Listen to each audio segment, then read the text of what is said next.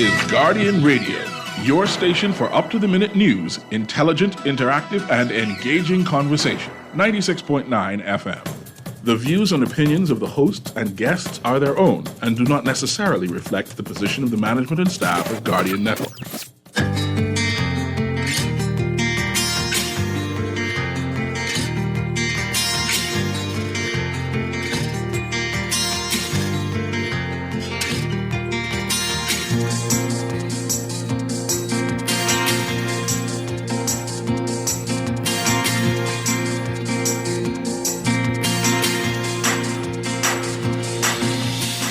Good morning. Victory for the PLP.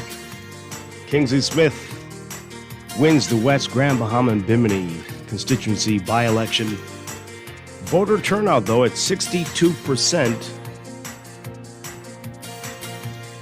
The FNM says, despite the win, voters didn't give the PLP any major endorsement. It's all straight ahead this morning. I'm Dwight Strachan, and this is Morning Blend. Wake up. It's a new day. Wake up, it's a new day. It's the start of a new way. You know that it's here. It's the start of the end of the old way. Wake up, it's a new day. Good morning again, Bahamas. It is Thursday, November 23rd, 2023. This is Morning Blend on Guardian Radio 96.9. Again, I'm Dwight Strachan. In a moment, Duke Quesadine will be joining us, filling in for Laverne Gardner, who needs a break after hosting with me for a couple days earlier in the week. Also this morning in business, we're going to meet another one of the finalists in the DIYE, the Deltec Initiatives for Young Entrepreneurs. We're going to get into that in our 9 o'clock hour. And it's a big day for us here at the NASA Guardian, the paper celebrating its 179th birthday today. So pick up today's NASA Guardian for some exciting news in the business section especially. That's all ahead. But first, it's time for the overnight, the latest breaking news from while we're sleeping, and the top national and international headlines this morning. Wake up.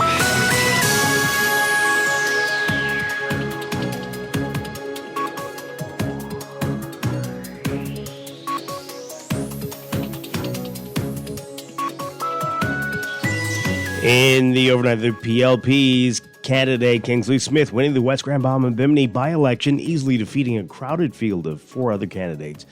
Smith securing 2,150 votes, taking 57% of the total votes cast. The FNM's candidate, Bishop Ricardo Grant, got 1,276 votes. Coalition of Independents candidate Lincoln Bain received 307 votes. Independent DeQuan Swain got 28 votes, and the other independent candidate, Ternille Burrows, got 4 votes. Based on the NASA Guardian's calculations, voter turnout was 62%. There are 6,079 registered voters in the constituency. Polls closed at 6 p.m., and the results began trickling in by 6:27 p.m. Half an hour later, it was clear by then already that Smith had won. 8 weeks ago, the West Grand Bahama and Bimini constituency and seat was vacated when the PLP's Obi Wilshcombe died suddenly. The PLP pledged to win the election for Wilshcombe and adopted his personal mantra, One Love, as its theme. At PLP headquarters in New Providence, Prime Minister Philip Davis and PLP supporters danced to Bob Marley's One Love. Big screens were set up showing the events playing out in the constituency. At a celebratory event in Sea Grapes, Grand Bahama, Smith thanked voters. He said on the rally stage, quote, "I appreciate each and every one of you. Without you, I would not be here. To the voters who turned out today, thank you very much. I appreciate you." The piercing sounds of PLP echoed throughout the community. Deputy Prime Minister Chester Cooper, who said work must begin immediately in West Grand Bahama and Bimini. Well, FNM leader Michael Pintard says the results of the by-election are an indication of dissatisfaction with the Davis administration. Pintard saying yesterday, quote, "We certainly had an increase in turnout of FNM supporters over 2021, but certainly the government has not gotten an overwhelming endorsement from this community. A significant amount of persons voted FNM and PLP, but to a large extent, PLPs did not show up to vote." Pintard says they believe the government would see that it has an uphill battle because the community, despite the might of the government, the boast of all things they said they have accomplished, quote, "We do not believe the results reflect confidence in the government."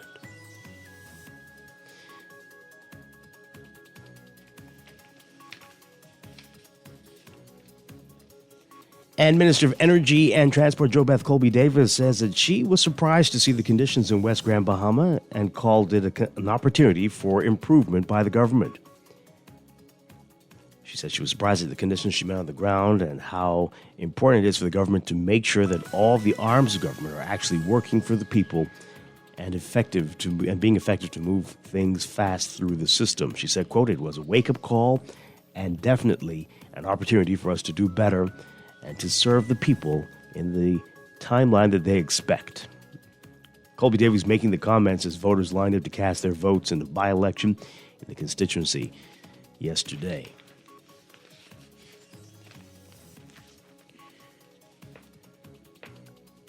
Overseas, an agreement for a 4-day ceasefire in Gaza and the release of dozens of hostages held by militants and Palestinians imprisoned by Israel appear to have hit a last-minute snag this morning. A senior Israeli official said it would not take effect until Friday instead of today, as it had been originally announced. The diplomatic breakthrough promised some relief for the 2.3 million Palestinians in Gaza who have endured weeks of Israeli bombardment, as well as families in Israel fearful for the fate of their loved ones taken captive during Hamas's October 7th attack that triggered the war. Israel's national security advisor announcing the delay late Wednesday without providing a reason. Negotiators are still working to create the appropriate conditions for ceasefire and swap, according to a spokesman for the foreign ministry in Qatar, which played a major role in mediating with Hamas. The Persian Gulf nation said early today that a new time for the agreement to go into force would be announced in the coming hours. It was originally set to begin Thursday morning. The U.S. and Egypt also helped negotiate the deal.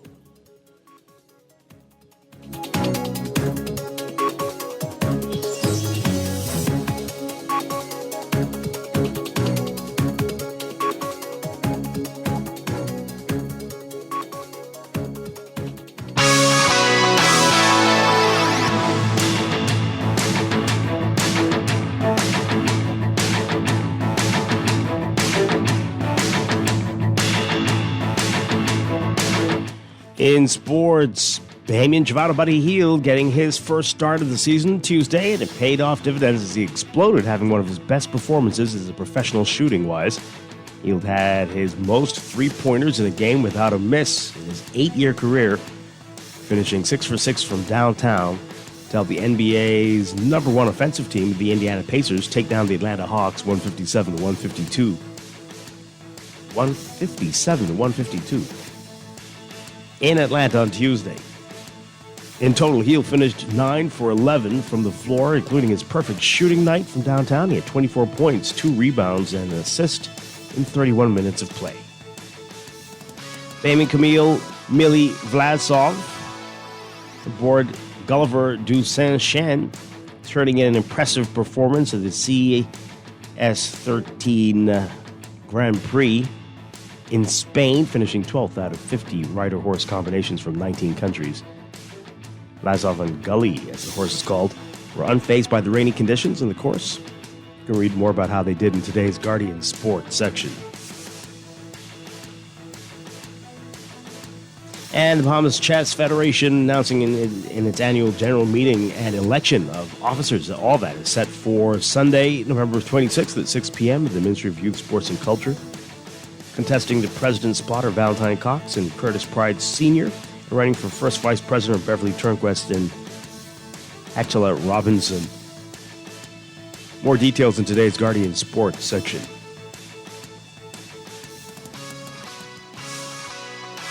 That's sports, and that's the overnight. Time for your first look at weather.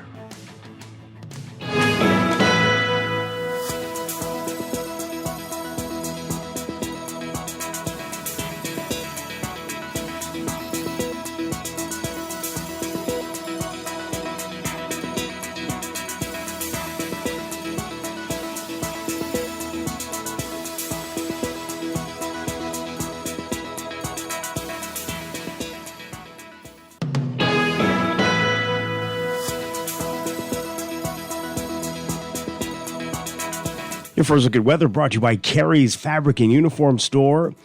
We've got a cold front supporting some shower activity across the northwest Bahamas today, while high pressure will dominate the weather across the remaining islands.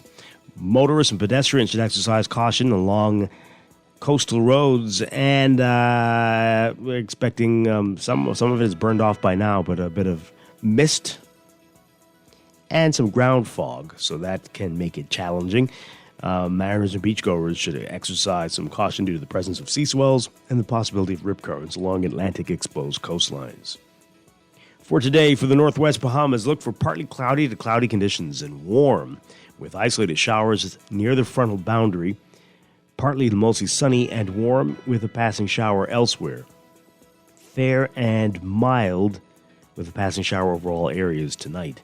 For boater or small craft, should exercise caution due to swells. Winds southwest to west at 10 to 15 knots along the front, becoming light and variable after the front passes in the extreme northwest Bahamas.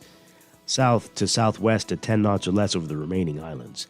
Seas 2 to 4 feet near the front, but 1 to 3 feet elsewhere. Seas building to 4 to 6 feet in the northeast and easterly swells.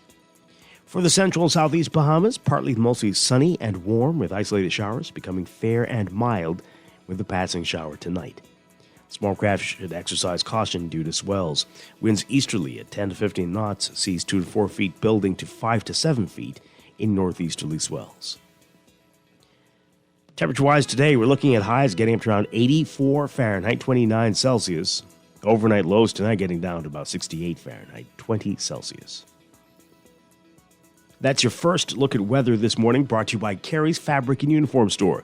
They're having an epic Black Friday sale for one day only. Get 20 to 75% off store-wide. Get up to 75% off fabric and 20% off all school uniforms. Shop Carey's Fabric and Uniform Store on Mackey Street. Call them 817-0758. 817-0758. Net items excluded. Carey's Fabric and Uniform Store. We'll have your extended outlook and look at the tropics coming up after traffic in just a bit.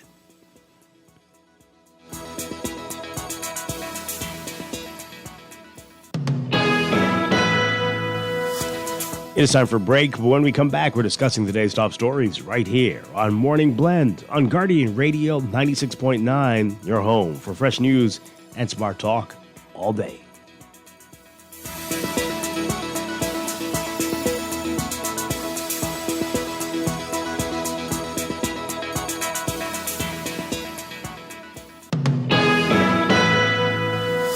Win a vacation for two to Sandals Resort in Jamaica using your RBC Visa credit card in the RBC Gift Yourself the Ultimate Getaway promotion. Just spend $1,500 or local equivalent. Promotion ends on December 18, 2023. Visit rbcultimategetaway.com for more details. Ready to save? You can put $100 into the CFAL Savings Express plan and make sure your money keeps growing. Earn interest on your savings while you're sleeping, eating, or standing in line at the bank. Ready to invest? Start by putting $1,000 into our mutual funds and earn interest there too. Because at CFAL, your interest is our interest. Visit CFAL.com to start now. CFAL, growing wealth for future generations of Bahamians. What the? Ooh, sorry, It's babe. 4 a.m. What you doing? The CVS Bahamas Black Friday sale coming up November 24th and doors open 5 a.m. I doing a dry run because I won't be the first in line. They gonna have over 50 items on sale. Now, you know I used to run track. Let me do a couple stretches. We gonna have to do a relay to cover that whole store. Don't miss the Black Friday sale. Friday, November 24th at CVS Bahamas. Southwest Plaza location only. Wherever you're headed, the Custom Computers Know-How team is standing by to help guide you in the East and the West. We now have 2 convenient locations on Patton Street in Palmdale and our newest store in the Caves Village Shopping Plaza through the Blake Road entrance. Discover the latest products by top international brands and the knowledge you need to unleash tomorrow's technology today. Drop by Custom Computers out east or out west. We're open Saturdays from 10 till 4. Go CIBC First Caribbean. We help you to get what you want this year. Spin the wheel of wishes with a trip for 2 to Miami. Spin the wheel of wishes. You can win loads of cash for Christmas. CIBC First Caribbean. Win with your approved loan. Visit CIBC-FCIB/Wheel of Wishes for more information. Conditions apply. This is Guardian Radio 96.9 FM. Fresh news, smart talk, all day. Wake up, it's a new day. Wake up, it's a new day. It's the start of a new way. You know that it's here. It's the start of the end of the old way. Revolution. Wake up, it's a new day. Wake up, it's a new day.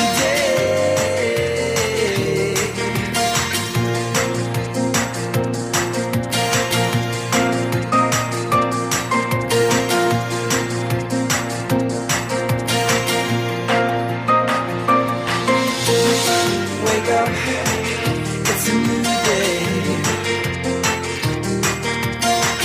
Wake up, it's a Welcome back to Morning Blend here on Guardian Radio 96.9. We are streaming live on GuardianTalkRadio.com and on the Guardian Radio app for smart devices. We're also on your televisions on Cable Bahamas, Channel 969, and BTC Flow Channel 612.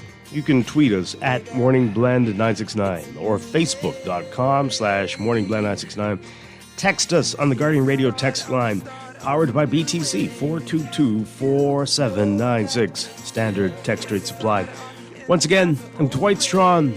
Joining me now, Duquesadine on this Thursday. Good morning. Good morning. Good morning. Happy Thanksgiving Day. Is it Thanksgiving Day? It is Thanksgiving Day. It is, and increasingly celebrated by Bahamians. Yes. You think it'll ever be a holiday here at the rate we're going? No, it's just going to be an eating day. But no one does any work. I mean, so like people go to work and then eat. Right. I mean, they order their big. You were talking about this off air. Yeah. You order your big. But giant. I think they do that almost every day too. So. I don't think it costs as much as it does yeah, today. not for $30 plates, but enjoy them. Yeah, well, people are going to order lunch and then have Thanksgiving dinner too. Oh, that's too much. I hear a lot of people do. Oh, that's a lot. Yeah. We're going to hope not today. Maybe they'll like split it in portions. That's what I've advised our Ganta group to do. If you're going to buy a plate, split it in That's 4 true. portions, and you could freeze 3 portions. Yeah. You don't really have to eat it all in one day. It's a very good advice. Very good advice. But maybe they need to store up the energy for Black Friday, which is also a big thing here now. I see that. Everybody, which I think is good for the small businesses and the merchants that are, engaging in those sales. Yeah. I saw one thing that I want to buy, but I'm not going to go into madness to get it. Good luck to you. Good luck to you. All right. So, of course, you know what we're going to be talking about today, the by-election, the results. We're going to get into that in just a bit. Also today, it's the Nassau Guardians' 179th anniversary. Oh, wow. Congratulations, Nassau Guardian. 1844. That's a long time. 100 and how many? 79. Oh, wow. Big anniversary next year, 180. Wow. Yeah. But everybody, you got to pick up today's Nassau Guardian and turn to the business section. There's some exciting news there for small businesses. Yes. You just mentioned that. Yes. And so it is very exciting. Guardian Business Boost. Ignite your success. Absolutely free to join. Get today's business section and find out all about it. You're going to have to scan something there for more details, but it's in there. And this is a great way for all of us to march together to our 180th for next year. I thought that was a great initiative when I read it a few minutes ago, actually. Yeah, it's very exciting. And you'll be hearing more about it over the next few days and weeks here on Guardian Radio as well. Yeah. So, all right. So that's all happening, but let's get to the big story in the news.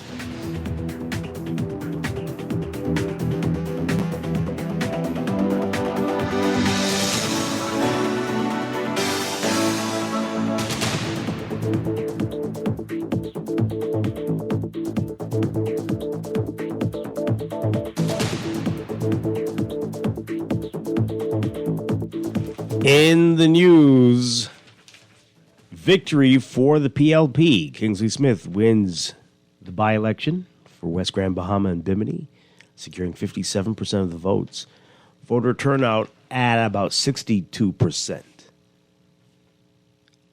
So our Travis Cartwright Carroll talking about it, writing about it in today's NASA Guardian. The polls closed 6 o'clock, but by 6:30 it was becoming clear who'd secured the victory there. And it was the Prime Minister speaking here in Nassau at PLP headquarters, and a big rally in Grand Bahama as well. We'll get to what the Prime Minister said in just a bit. But in Grand Bahama, Smith, surrounded by a number of members of the cabinet, thanking the voters. He said, quote, "I appreciate each and every one of you. Without you, I would not be here. To the voters who turned out today, thank you very, very much. I appreciate you." As people were chanting PLP, PLP in the background. Not Smith, but PLP. That's fine. And Deputy Prime Minister Chester Cooper was there as well. He said, quote, "This is validation of the work we have done and we've been doing for you. It's a confirmation that our country is going in the right direction and an acknowledgement that the people of West Grand Bahama and Bimini know good talent when you see it." Seriously? What?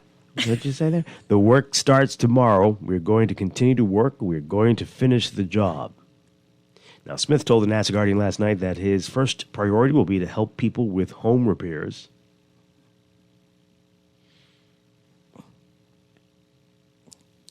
I don't know. Is that the MPs? No. Okay. Maybe help facilitate it through housing or whoever. I don't know. Right. But To bring a bill to yeah, the house. like I don't. I need more information. Well, this is what he said. He said, quote, "That's a must. That is the single biggest thing that needs to happen." He said there must also be a focus on providing jobs and helping people start their own businesses. So this is what, legislation again to do something? Okay, no.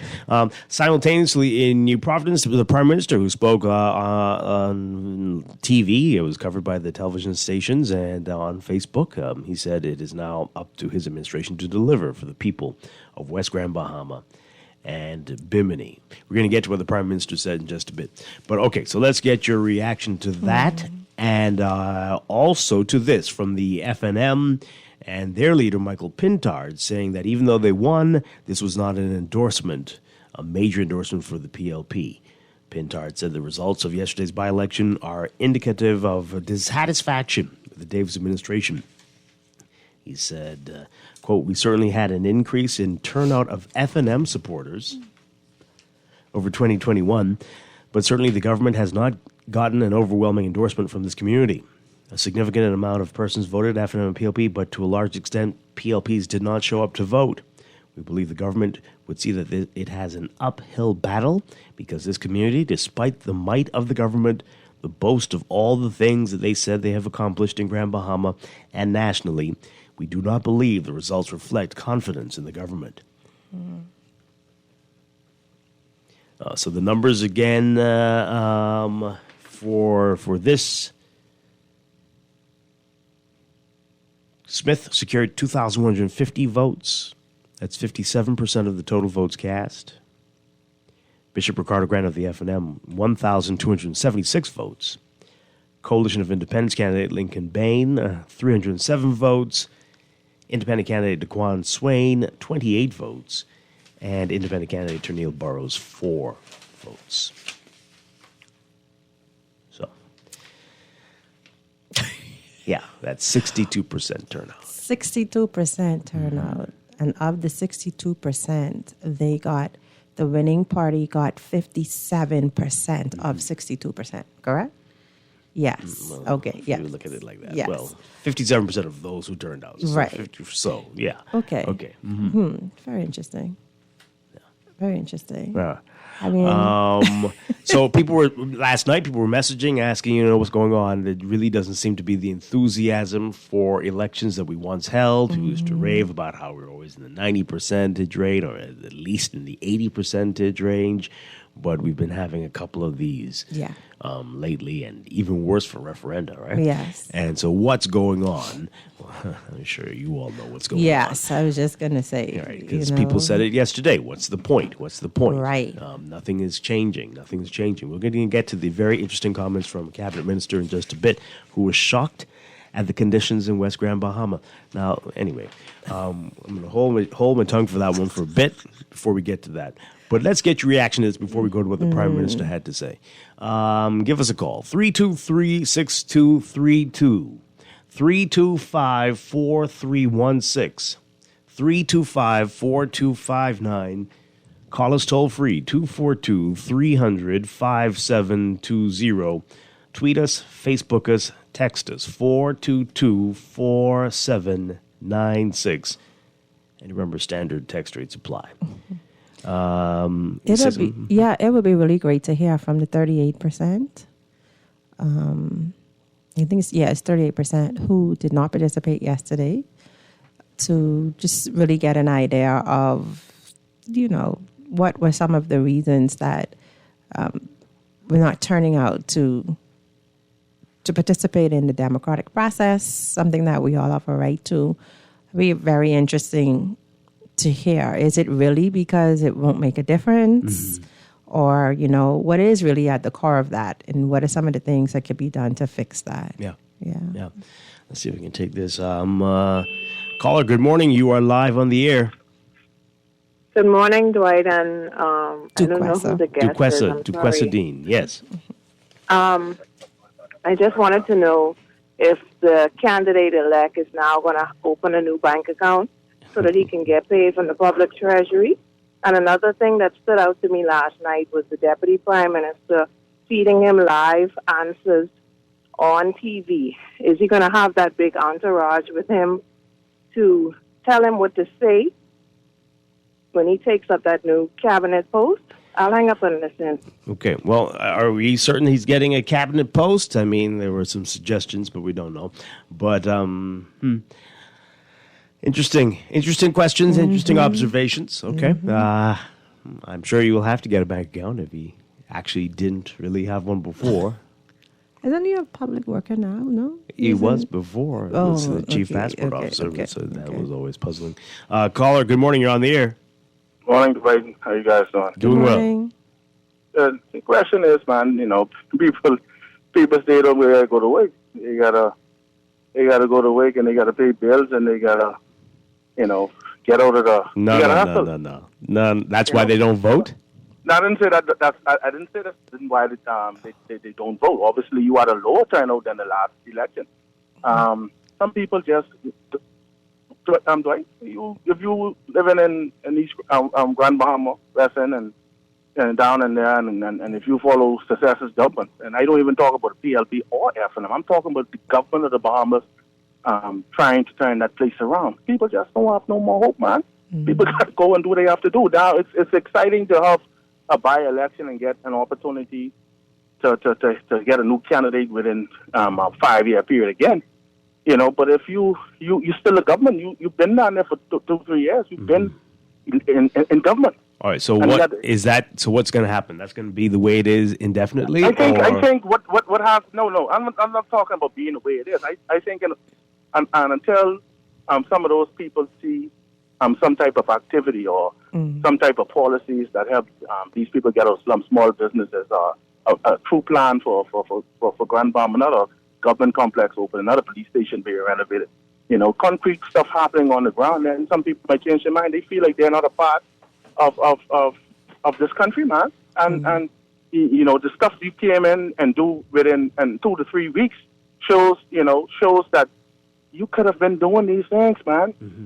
All right, so what now? Now that we're here, I think a lot of people now, the government has an opportunity in the next 2 years to show that we went down here, we promised these people things, and just show some action on the ground, and allow for those 38% people now to say, hey, yeah, we see we got a new representative. The government came and they're willing to work. And I'm not just talking about I'm talking about the government of the Bahamas. Along with your new MP, and get some stuff rolling in that constituency, man. Other than that, we'll be turning the wheels and it'll be another lower voter turnout because people got true challenges in their lives, man. Okay. All right. Thank you very much. Let's take this call. Good morning. You're on the air. Morning, Dwight. Yes. How are you? Doing well. Duquesa's on with me. Duquesa. Pardon me? Duquesne. Oh, Miss Dean. Okay, my take on the by-election as to why I believe the FNM, my personal opinion on why they did not win that seat. And I know they had a great chance of winning. They did not. It's because of, I think, what's happening in the FNM. I think if the FNM had its full machinery and then they invest Grand Bahama and Bimini, I think they would have won that seat. So it shows that persons on the outside of looking, and seeing what's happening in the incoming fight and all of that, that they, it just, so I think that's mainly their main reason why they did not win, because they are not together. Okay. So that had a lot to do with it, so that should teach them a lesson. Get in convention and get yourself, So I hope convention is early next year, so they could put this thing behind them. And I'm pretty sure some within the FNM would like people to believe that, but the timing is the main reason, and we cannot ignore that. This is we still have a long way to go, possibly 3 years before the next general election, and that is a long time for an opposition MP. If this had been a year before the general election, it might have been a very different story. But no matter what is happening, and people keep talking about how the PLPs do so well by elections, that's not it. The by-election always happens for them closer to the next general election. Right. When they are in opposition, that's a different story. Or very close to the previous election, right? So it's within months of the general election, somebody steps down, and then you have, right? So you're on the winning team. Right. Why would you put in an opposition person? So it's all about timing. That was the main factor I here. think so. I'd be getting to see it that way, too. Yeah. Okay. Thanks a lot. Okay, let's take this call, and then I want to get to what the Prime Minister had to say. Good morning, call. You're on the air. Yeah, good morning, Dwight. How you doing? Doing well. Yeah, I just want to let the last caller know that whenever a government is in power, 99% of the time they're gonna win. They're gonna retain their seat. And what I also observed is a lot of people can come out to vote. I think they're waiting for the big bang. I think democracy came alive yesterday. And the gentleman for the FNM looked like he did a good showing based on the numbers he got. So he just worked from there. Everybody got to work the grounds for the next couple of years. But I believe the people are waiting for the big one, man, because they don't feel that they should vote yesterday. They're not going to make any big change. So they're going to wait on the big one, man. That's what I think. Okay. Yeah. Thanks. Thanks a lot. Well, yeah, I mean, they probably know that not much is going to change. Correct. Yeah. Right? We'll explain what we mean by that if you don't get it, which I don't understand why you don't in a bit. Okay, let's do this since the person's there, and then we'll go to the PM. Good morning. You're on the air. Good morning, Mr. Dwight. Hi. Good morning to your guest. Well, we all have different opinions. We all can maybe say why this happened, why the next thing happened this morning. But I believe the people, they're intelligent down there, and they just make up their mind and they just vote for the party who they really see fit to run our Western and Bimini. So we can come with all our different excuses and this and the next thing. But,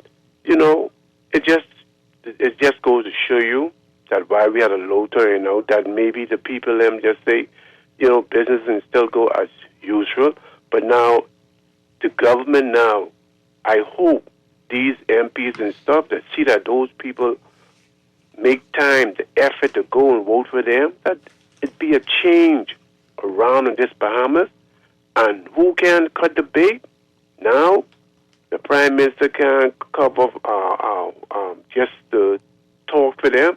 Let these MPs them know if you don't do the job, you got to go. And as simple as that. Because these people making the sacrifice to go out and vote for them and stuff like that, and they want to do foolishness, it ain't going to happen. Thank you. Okay. All right. Thank you very much. All right. So just about 8 o'clock last night, the Prime Minister at the Gambia House, PLP headquarters here in Nassau, addressed the crowd and the media. Went live on television and on Facebook. Take a listen to play a piece of this, to what Prime Minister Philip Davis had to say. I want to thank the people of West Grand Bahama and Bimini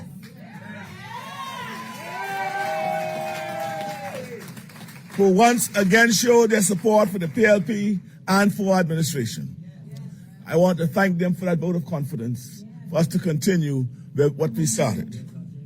We are so very grateful to you for engaging with us, listening to us, and continuing to give us your support.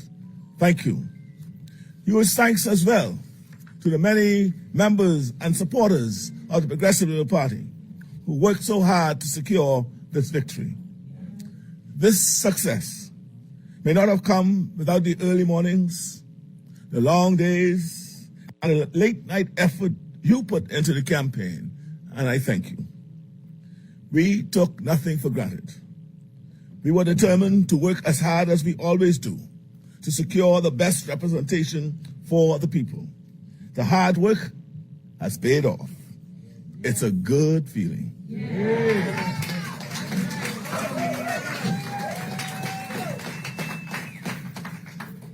We wanted to win to honor the memory of Obi.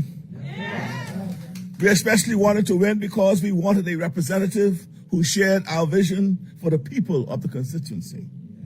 And now we can continue forward with that vision. Once again, we say thank you. The campaign gave us an opportunity to reconnect with the people in West Grand Bahama and Bimini in a much deeper way. We have already done a lot of things on these islands, but there's still lots more to do. People invited us into their homes. We heard their stories. We saw many of the challenges they are facing and dealing with. There's a comfort in knowing that many of the seeds we have planted in Grand Bahama and Bimini will bring significant new opportunities for the residents in Grand Bahama and Bimini. New investments and upgrades to infrastructure will make a real difference. But in the meantime, life is still far too challenging for too many. It's on this and it's on us to make sure that we deliver relief farther and wider. I repeat that all of us in this administration and the supporters will appreciate. It's on us to make sure that we deliver relief farther and wider. The same thing is true around the country. The economy is growing, but recovery and growth haven't reached everyone yet. We know how much work there is to do. Finally, I say a huge thank you to our candidate, Kingsley Smith, as he steps to carry the baton for the people of West Grand Bahama and Bimini. Kingsley Smith was our man and our choice. And we congratulate him on sprinting successfully through a campaign which none of us expected. Congratulations, Kingsley, on a job well done. All right, Prime Minister Philip Davis speaking there, and he took some questions from reporters after that as well. All right, let's get more of your reaction to this, and I can't wait to dig into this story about the shock of a cabinet minister at the conditions in West Grand Bahama. We'll probably get to that after the break, but let's read your text messages. You can text us as well, 422-4796. Tweet us, Facebook us, text us, and call in 323-6232. 325-4316, 325-4259, toll free 242-300-5720. This texter says here, Papa did it again. They lost in Abaco in the by-election, and now in West End and Bimini by-election. You all are not connecting the dots, though. Texted, not connecting the dots. That was right after another PLP victory. Right. This is 2 years after another PLP victory. That happens. Right. So it's not about it's not what you're thinking. right? And the one that people talk about, Elizabeth, a lot, that was a year before the next general election, and people were quite dissatisfied with things for the government. So, I think timing is you key. got to check that out. Look at the timelines. That has more to do with it. Obviously, I don't think people seem to care about who the candidate is, but it's what you can do for me and what you'll be able to get accomplished, and being on the right side at the right time and not in the wilderness. Correct. That seems to be the motivating factor more than anything else. Right. Right. But they go on to say, taking a swipe at Pintard as well, Pintard doesn't have enough energy to electrify a mosquito. He's a weak leader. Oh. Okay. This person says here, the quest is giving the data correctly, Dwight. That was a tight race. Okay. Fine. Yeah. It's semantics. Yes, of the 62% of the people who turned out, this 62% of the voters, potential voters turned out. Yes, 57% of that number. Mm-hmm. Right. Yeah, but 57%, when I think about it, is still not what people essentially call a clean sweep. Because I feel that 50%, so if it was 100 people and they got 57, a clean sweep for me would be about 80. Or more, a higher majority it's of, all, you just got to get over 50. Yeah, so if you get 51, that's all that matters. Right. But what I'm thinking is that you've been in government, you've had this period of time, you've been doing what you've been doing, you've had a representative who was there representing you, and now you have to find a new representative. I think 57% is still low. It doesn't matter what party. I think it's still low. It's not like a clean sweep. So you got back in, which was, basically expected. That's right. That's for me more than I thought they were going to get. Yeah. I figured they were going to win, but 57? Mm-hmm. Okay. That's more than I thought they were going to get. I thought it was going to be a little bit tighter. Yeah.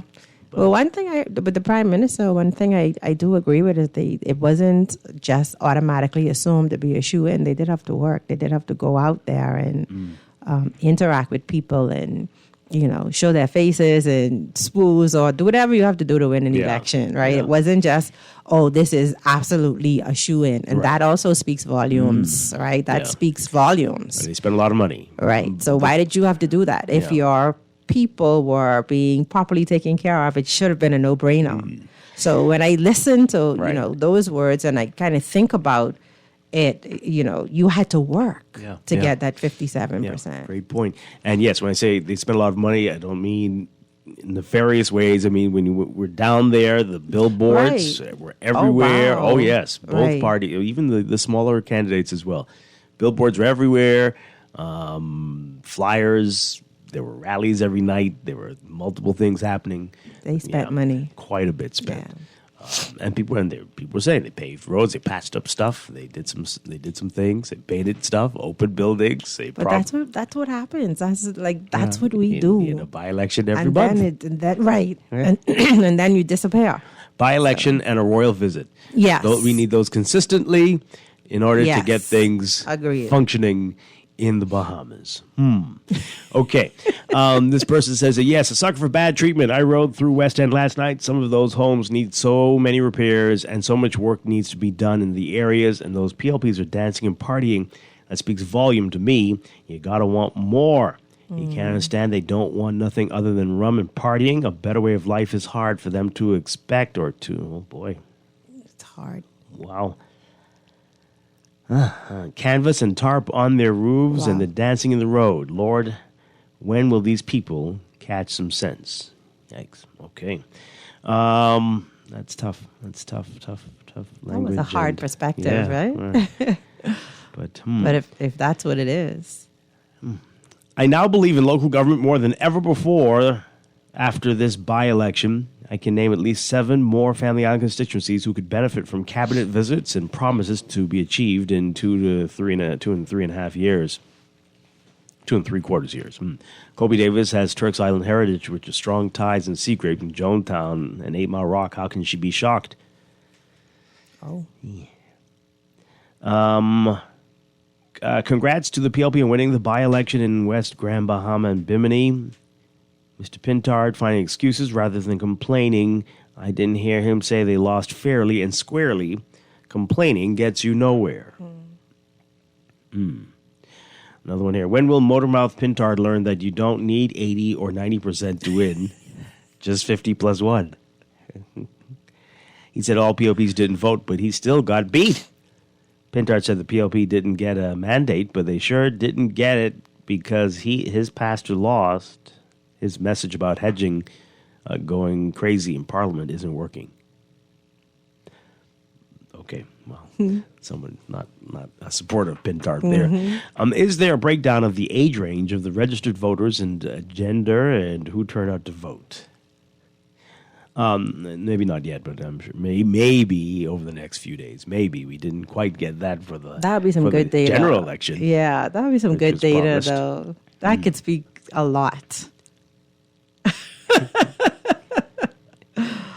This comedian here. This is the person says there was an election. Where were you?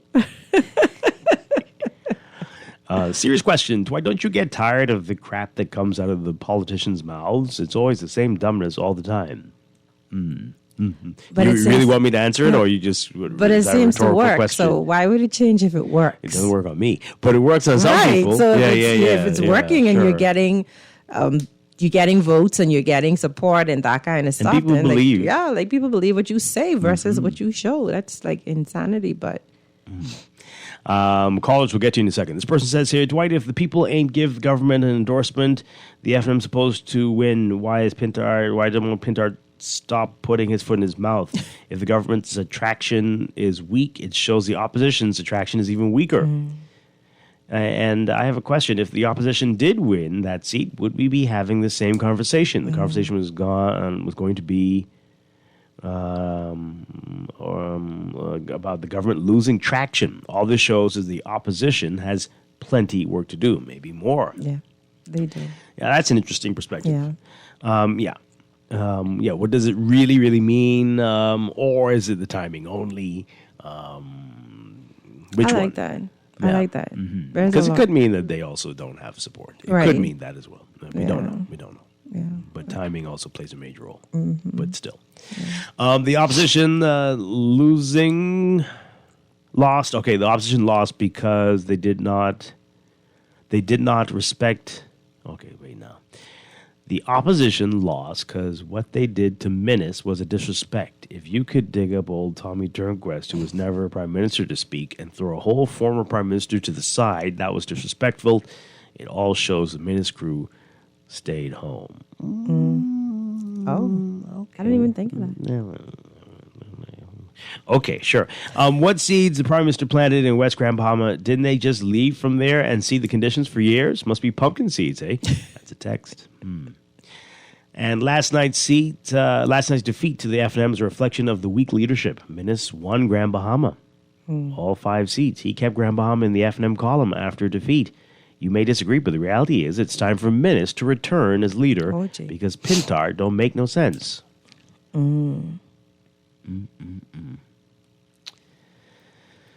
Yeah, I say you don't even need 51% to win. You just need the majority, eh? Yeah. Okay. Yeah, well, that might be true. They need to listen to the voice of the people. That's really, I believe, what's missing.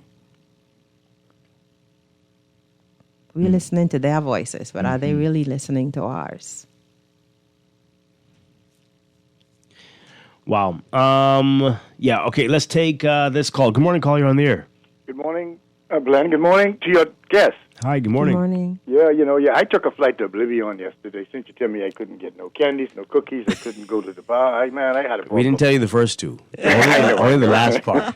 Yeah, but Dwight, I heard the Prime Minister's speech, and I think I might have heard him say something like, we will work as hard as we usually do. Now, normally when I hear these things and I say it on the radio, then I hear another speech that actually takes out what I said. Now, if he's saying that they will work as hard as they usually do, that's implying as they usually had done for the past years, which simply means he's letting them know ain't going to be much out if they can be doing and working as hard as their previous record has been. And he said it.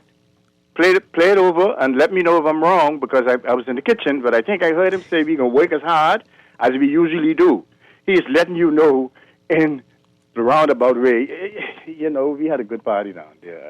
That's what it. Okay. All right. Thanks a lot. And we'll take this final call before we go to a break. Good morning, caller. You're on the air.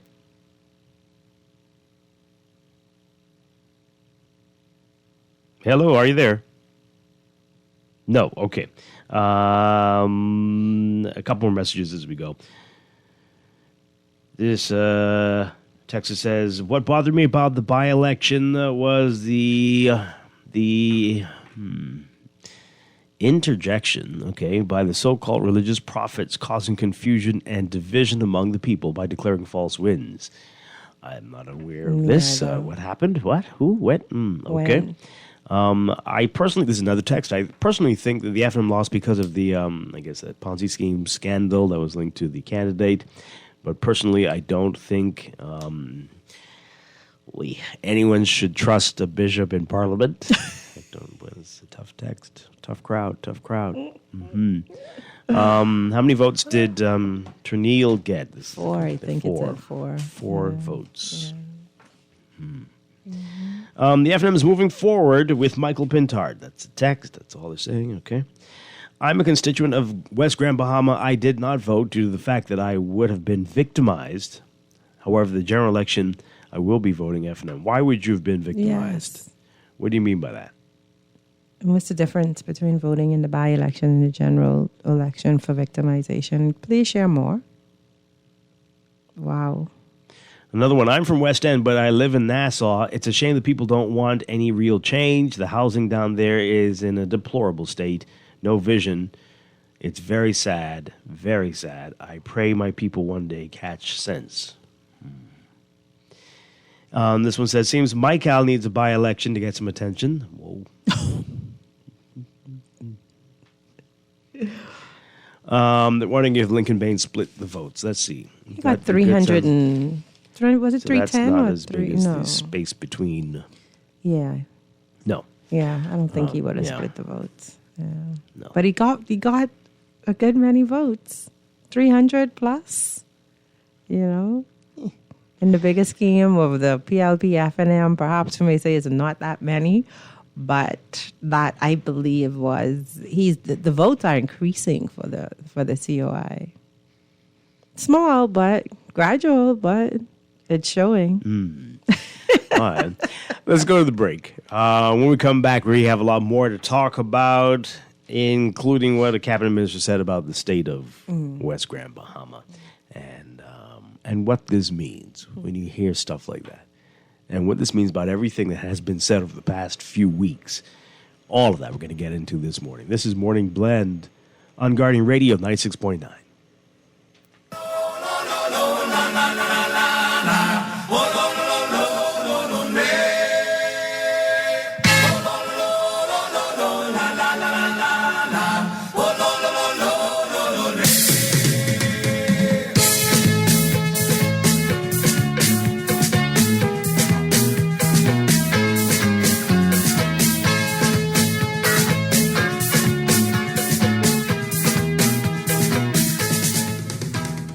This is Guardian Radio 96.9 FM, Nassau, Bahamas. I'm Rita Foley with an AP News Minute. An agreement for a 4-day ceasefire in Gaza is expected to take effect Friday now. It will allow the release of some hostages Hamas is holding and some Palestinians imprisoned in Israel. AP correspondent Joe Fetterman in Jerusalem says Israel could face domestic pressure to extend this truce. As hostages begin to be released, the other families, the families of those who remain in captivity, are also likely to put pressure on the government to extend that truce, to create more opportunities for more hostage releases. The number of dead in Gaza is now more than 13,000, according to health officials there. At least 1,200 people were killed in Israel when Hamas attacked Israel, beginning the war. Here in the U.S., on this Thanksgiving Day, the annual Macy's Thanksgiving Day Parade kicks off this morning in New York. Cher is among the big names performing. I'm Rita Foley.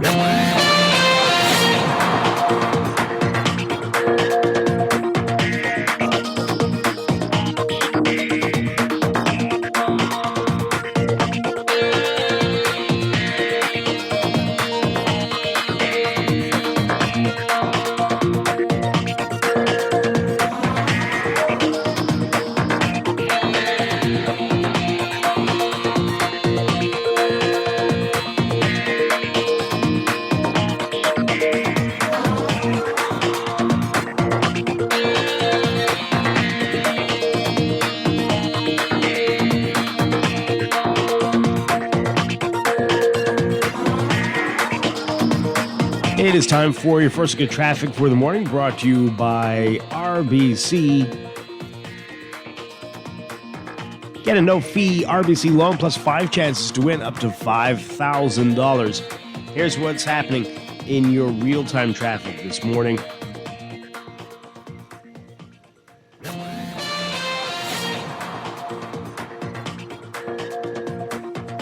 As usual, your hot spot, it's going to be Milo Butler Highway. Heavy traffic from Fire Trail straight up to Tawny Grooms Darling Highway. But Tawny Grooms Darling Highway is backed up quite a bit as well this morning westbound toward that roundabout. More than we normally see at this hour.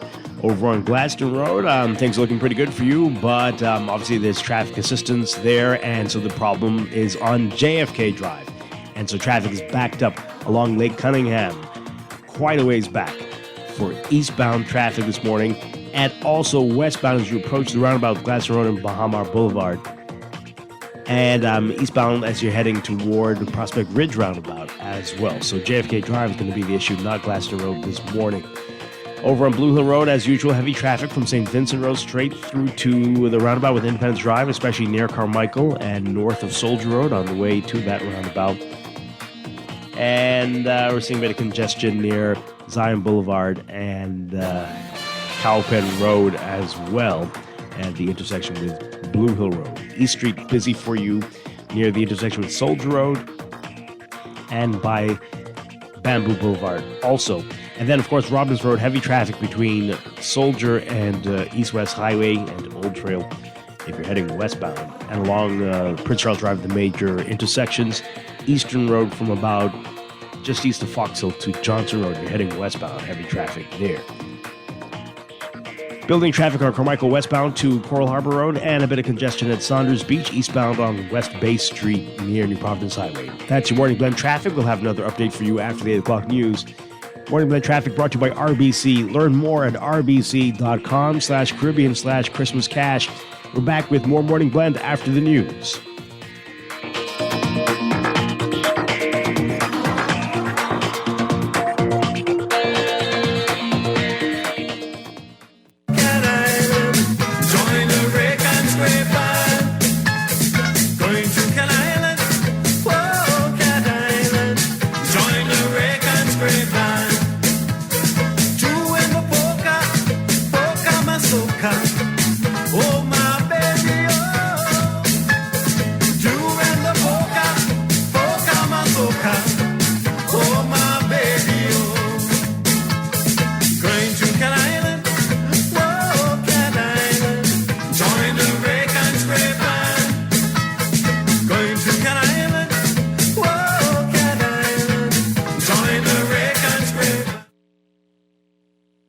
This is Guardian Radio, 96.9 FM, Nassau, Bahamas.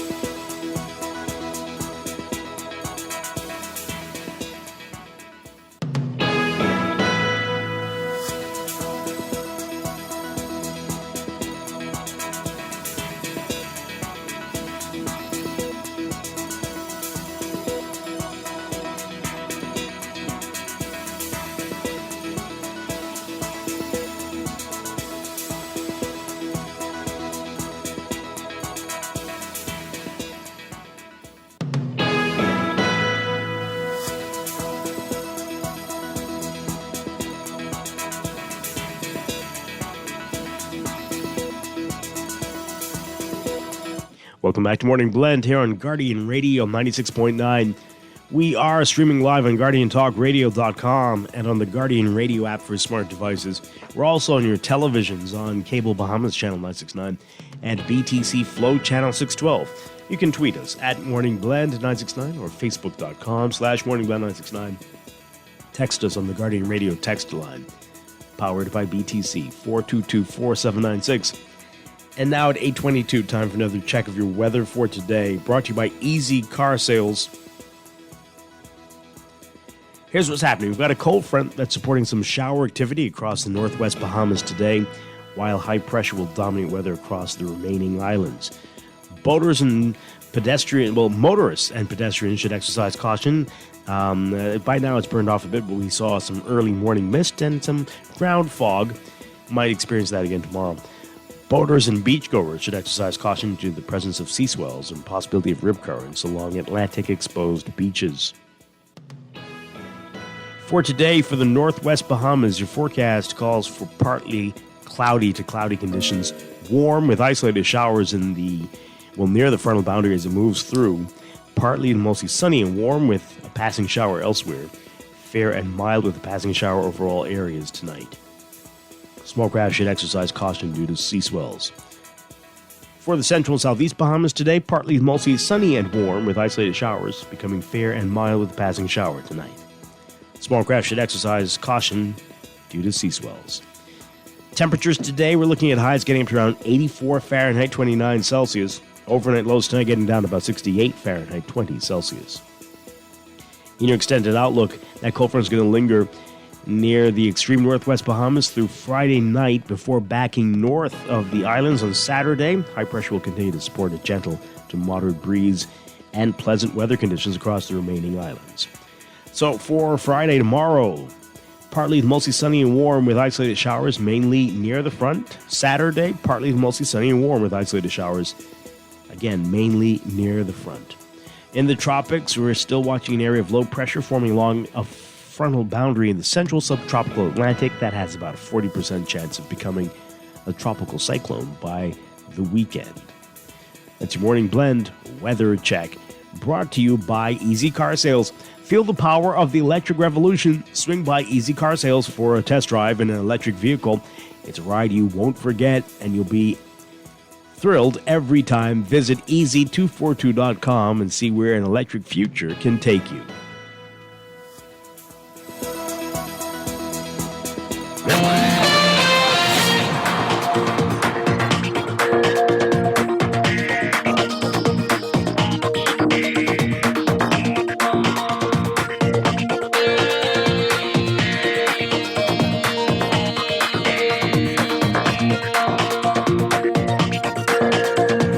And at 8:25, time for another check of your traffic for this morning, brought to you by RBC. Get a no-fee RBC loan plus 5 chances to win up to $5,000.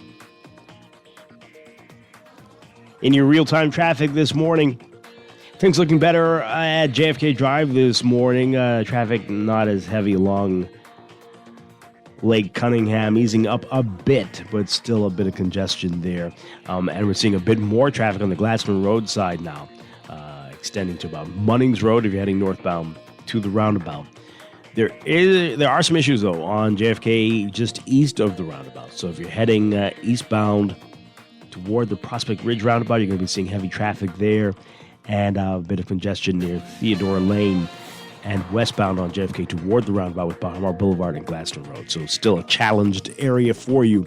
6-second roundabout also seeing issues there, eastbound on JFK, southbound on New Providence Highway, northbound on Marla Butler Highway, southwestbound on Farrington Road, and even westbound on Thompson Boulevard, University Drive there. So multiple directions you're going to be seeing issues.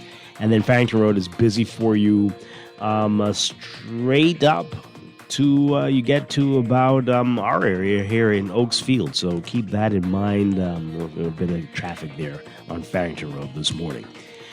We've got Blue Hill Road, heavy traffic from St. Vincent Road straight through to Independence Drive, and especially on Carmichael eastbound, that area looking congested for you. Independence Drive, traffic in both directions, but mainly westbound this morning.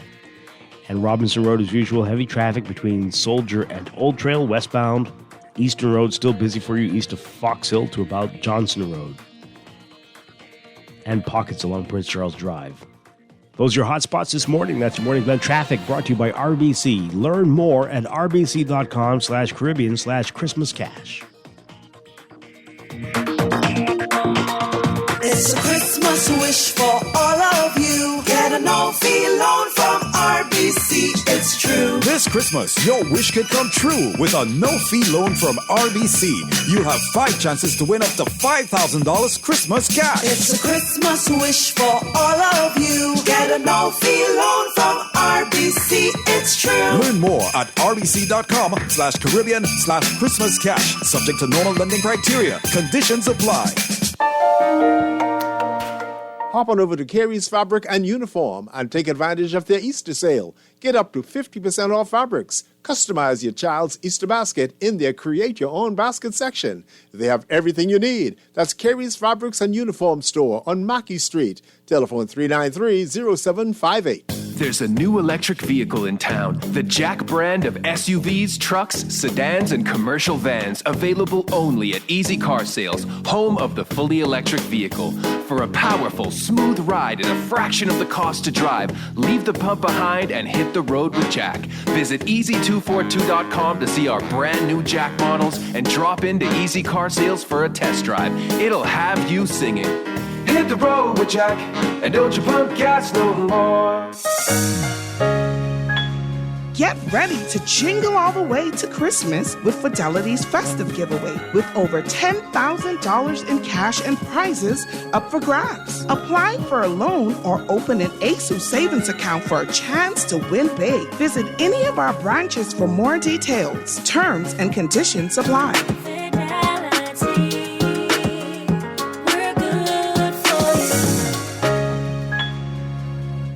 Unlock dream deals this Black Friday at Alive with up to 55% off select Ring devices. Instantly upgrade your home security with 24/7 remote monitoring, motion detection, and instant alerts. Want full protection? Save even more by bundling your devices. From the front door to the backyard, secure your home with products like our Video Doorbell 4 and floodlight cameras. Shop online at BeAlive.com or at select Alive stores in Nassau and now available in Grand Bahama, Abaco, Eleuthera, and Exuma. Alive. Believe in best.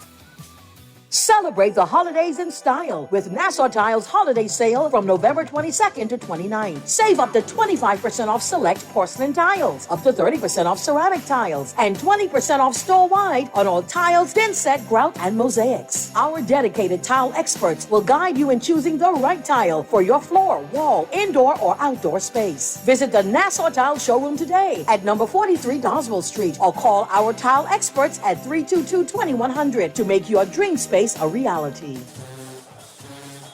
Holiday Madness is going on now at BWF Wilton Street. Deals, deals, deals, and more deals. Come save with us. Get up to 50% off during Black Friday pre-Christmas 6 days blowout sale event. For all you need and more this holiday season, shop BWF for super savings.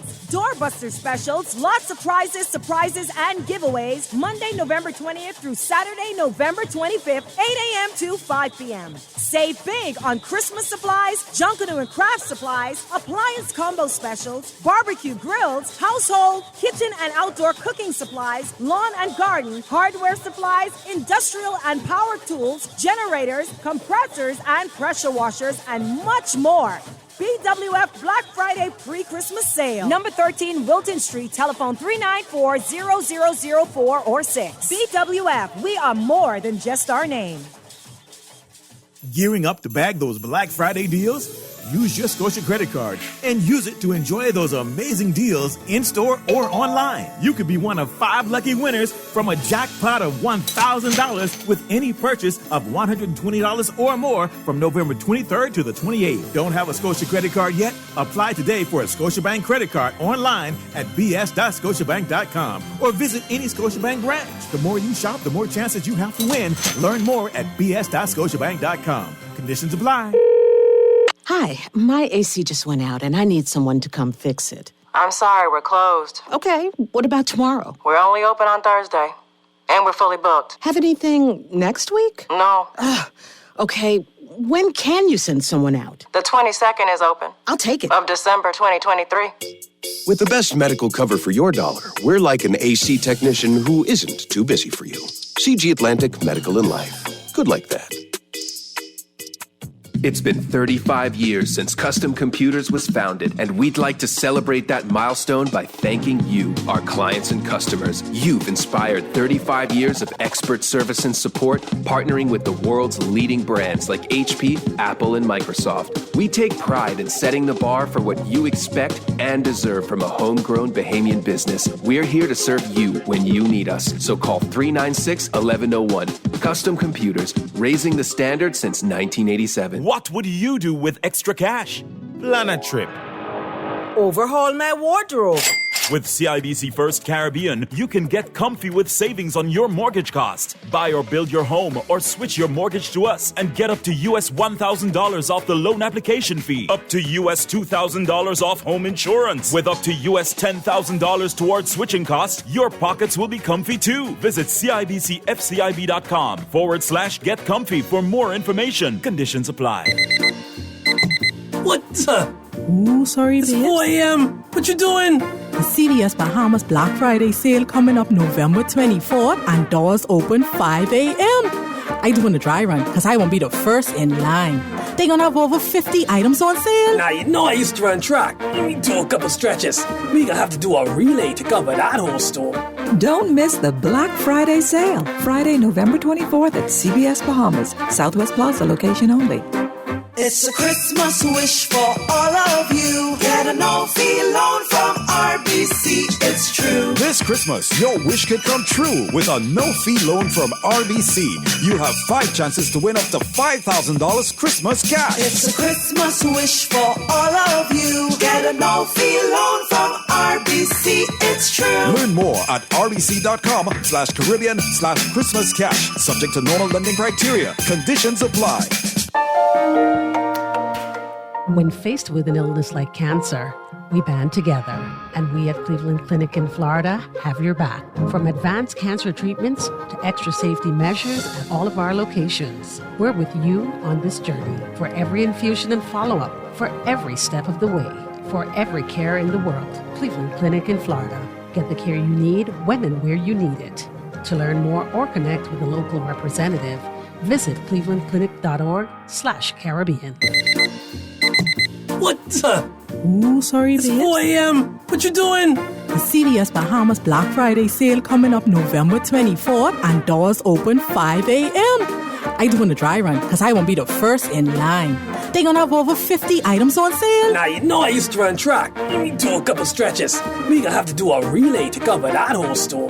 Don't miss the Black Friday sale. Friday, November 24th at CVS Bahamas. Southwest Plaza location only. Tonight's big matchup with Infection United is about to start.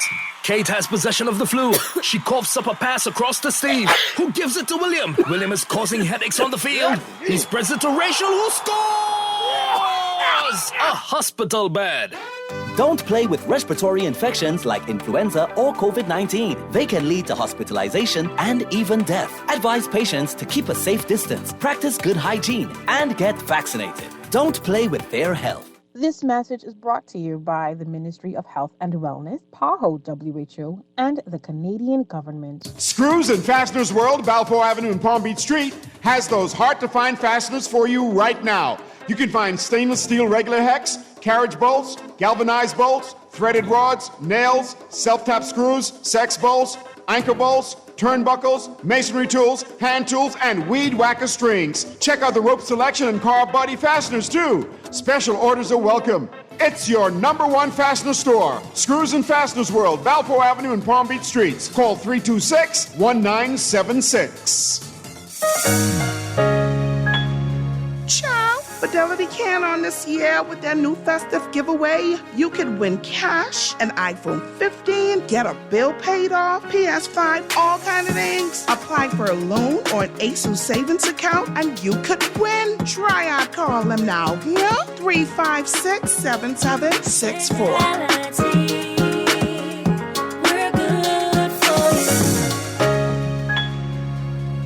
And when Wendy's, we are different. We don't just use beef. It's fresh, never frozen. Our burgers are square because we never cut corners. Served hot off the grill with fresh lettuce, tomatoes, onions, and American cheese. We believe in fast food done right. Always serving fresh, never frozen beef. Order a hot, juicy Dave single, double, or triple. Made with fresh, never frozen beef. Now only at Wendy's. Different inside and out. This is Guardian Radio 96.9 FM. Fresh news, smart talk, all day. Now, fellas, mommy getting out now, and while I go on, I want no raking and scraping in here. No, mama, we ain't gonna rake and scrape. No. We can clean the house just like you say. That's right? Yeah, that's right, mama. We rake and scrape. All right now. Mama don't like no raking and scraping in here. Mama don't like no raking and scraping in here. Hey, we don't care what mama don't like, gonna rake and scrape it anyhow. Mama don't like no rake and scrape it in here. Now mama don't know that we are up. I ain't talking about the way she cook, rake and scrape. Welcome back to Morning Blend here on Guardian Radio 96.9. Dwight Strachan, along with Duquesa Dean on this Thursday. Hey, it's the NASA Guardians anniversary today, 179 years. And so we're celebrating. We're celebrating here.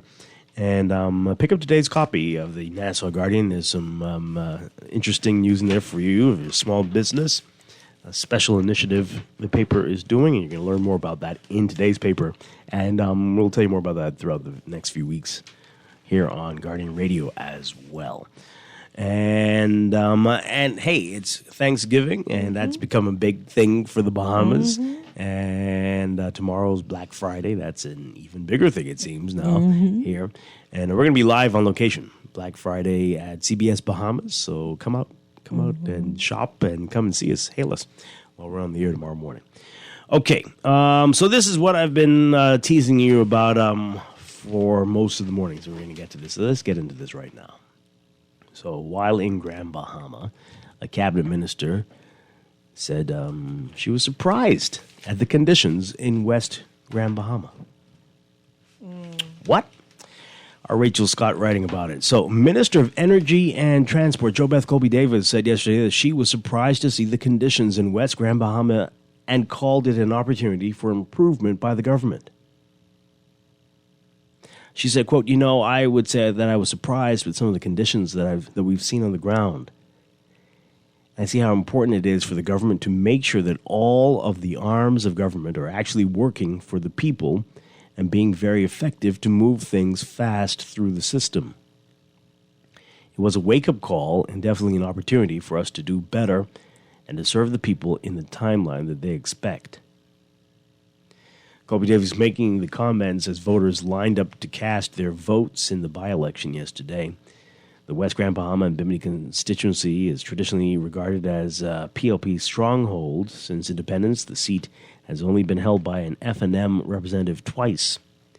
Last night, of course, as you know, by now, PLP candidate Kingsley Smith emerged as the winner, securing 2,150 votes, while the F&M's Bishop Ricardo Grant received 1,276 votes. COI leader Lincoln Bain got 307 votes. Independent candidates Daquan Swain got 28 votes, and Ternille Burrows got 4. Now, in the lead-up to the by-election, both major parties had accused the other of neglecting the constituency. Colby-Davis said, seeing the reality on the ground provides motivation to do more. So is that an admission of the neglect there? Is that, okay. Quote, having the opportunity to actually meet, walk the grounds, talk to the constituents, and even some of them welcomed us into their homes, and being able to see for yourself gives you a greater push and a passion for getting the job completed and being able to bring some relief to the homes. Ahead of the election results last night, Colby-Davis said voters would be wise to remain aligned with the government governing party and support Smith. She said, quote, we are the government and we will remain the government. And Kingsley has a great opportunity to turn around this constituency to build stronger support because he will be with the government that is presently in power. The previous candidate wasn't was he, also... Right? I was confused. Right, okay, yeah. Anyway. so he can achieve and get some more things done. And so I think it's important for the people, for the sort of transformation that they want to see in the long term, to connect with Kingsley and the PLP. All right, so here we go, folks. This is the same type of nonsense we've been telling you has been going on. There are tons of people, tons of constituencies held by governing members of people who are with the governing party who are in the cabinet, and you could walk around and be surprised at the conditions in the constituency, right? What is really happening here? Are these folks being honest with us, right? What is the challenge here? Can your MP really do the things that will make your constituency look like it's making sense? When are we all going to get it? They only say certain things when it's convenient. They know that this is not the system that will encourage you to see the types of things that you would hope to see in a constituency that is thriving.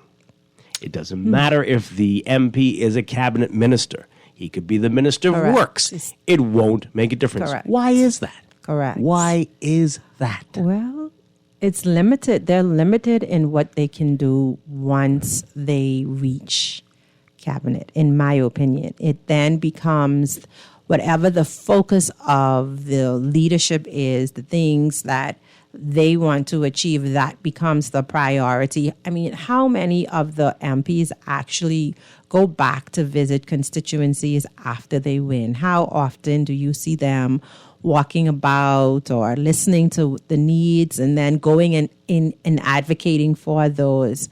When you have that advocacy being done, sometimes there's rebuke, or you could become a black sheep in your party for not falling in line with what the vision or the focus is for that. So I just feel that perhaps more of them need to do what Colby Davis did. Not that it was by choice, it was campaigning, but, go and visit other places. I mean, we're here in Nassau too. Like, you can just visit and see what those conditions are and make better decisions about governance.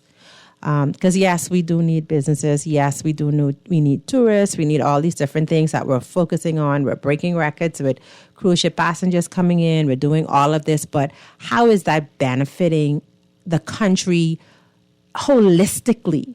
Like, so maybe have those key people focus on that sort of development, but have other people that are focused on building the community, is governing the community, is doing what's necessary to have a good quality of life for citizens, for the citizens. Who should those people be? I think that they should be very connected to those communities. And when I say connected, I feel that they should have offices that they actually man in those communities. They have town hall meetings. They have like a board of people that say, okay, we're going to focus on these things. These are the goals for this community, and have those regular meetings to come back. And this is the action we've taken. These are the roadblocks. This is how we correct this. And so every constituency has... Are you saying you should hire a company to do that, or hire a company and hire pay? People? Yes. And it could be independent of the government, because then you have... Or can you elect those people, as in a mayor and a council, a city council or town council, who could deal with these matters? I think it would be good to see town councils operating, and people that are only truly focused on building those communities. Because otherwise it gets lost. Because, Dwight, let's just be real. As a country, we need someone focusing on bringing business in. We need someone focusing on building tourism. We need someone focusing on just making sure that the country itself has resources and that it can operate. That's only one part of what we need, though. We also need a focus on how do we build our infrastructure? How do we build the different communities? How do we help the people in the different family islands? So I think we're focused on one aspect of things, but we need more. Let's get your views on it, folks. What do you make of these comments from the minister, and what does it say about about what has been said over these past 4 weeks. Many claims were made about the area and how much work was done. But a cabinet minister comes in there and says, boy, we got a lot of work to do here. Yeah. 323-6232. 325-4316. 325-4259. Call us toll free. 242-300-5720. What's so funny? Because I just can imagine the flack that she is going to get for making such a public She spoke statement. the truth. I know. She I spoke know the that truth. she spoke the truth. I saw it with my own eyes. I know that, right? It's like, I tell you, you turn the corner onto the road to Ava Rock and like... She probably was shocked so much What? so that she could only speak the truth, Like right? if you had an airport where you could land in Ava Rock and, Yeah. and not go into Freeport, you're like, oh, okay, well, this is... yeah. Once you go through Freeport, which itself has many issues. Yeah. That statement alone doesn't But when you make come the through government Ava look Rock, good. like... Right. wow. Right. So, yeah. I'm just saying. And head north. Yeah. Go to West End. Yeah. Like, what? Good morning, caller. You're on the air. Hi, are you there? No? Okay, let's take the other call. Good morning, call. You're on the air. Yes, you did, Dwight. And yeah. Hi, good morning, C. Allen. Yes. Yes, Dwight, a number of points. The Deputy Prime Minister also mentioned his shock and awe while being on stage. Oh, yeah? Yes, he did. Before she did. And I guess the media didn't pick it up. What did he say exactly? You have, in West Grand Bahama, a deterioration going back to 2001. That's when the economics began to flow. But it accelerated in the twin hurricanes of 2004. And subsequent minor hurricanes that has hit Grand Bahama, and no major repairs has happened in West Grand Bahama and Bimini. And so it is built upon each subsequent environment. The economy collapsed. The hotels have closed, except for a minor few. And so I think the admission tells you that the messages concerning Mr. Obadiah Wilshcombe for the last 15 or 20 years at least has been ignored, because these are not new problems. These are exasperated problems that has happened over the years. This is a good. What I want you to do, Dwight, is pay attention to the prompter. Yeah. Yeah. The government now has made maybe $400 million worth of promises to East Grand Bahama, with the Prime Minister taking the position that if we don't do these things in 3 years, then we should be dismissed. Now, I know people will say that Mr. Kimberly Smith is not going to be offered, but you have to take into consideration is the Prime Minister that made these promises, and what has been promised cannot be done by Kimberly Smith. You have the airport, you have the police, combination of police, defense force, and fire station. You have the seawall that could easily run $100 million. You have a new school, which is separate from the other one to replace the high school, the new clinics. I mean, if you go through what has been promised, you have to ask yourself, where in the budget are we going to find these $400 million to do these things in a single constituency in 3 years and have it done? And so it seems to be that too much time has been spent in neglecting this community, and we would like to see the promises made to become promises kept. Okay, thank you so much. Appreciate it. Yeah. Let's take this call. Good morning, call. You're on the air. Hi, good morning. Yes, good morning. Morning. Good morning, Dwight. Good morning, Ms. Dean. Good morning. The outcome of the election yesterday was less than 1/3 of the total registered voters, right? That the PLP got. The turnout was 62%, and they got 57% of the votes cast. Okay. Yeah, the total amount of registered voters was 6,700 or so. Right. That's less than 1/3. Okay. 2,000 100 something. Mm-hmm. Right, so what is their base? That means their base didn't turn out, right?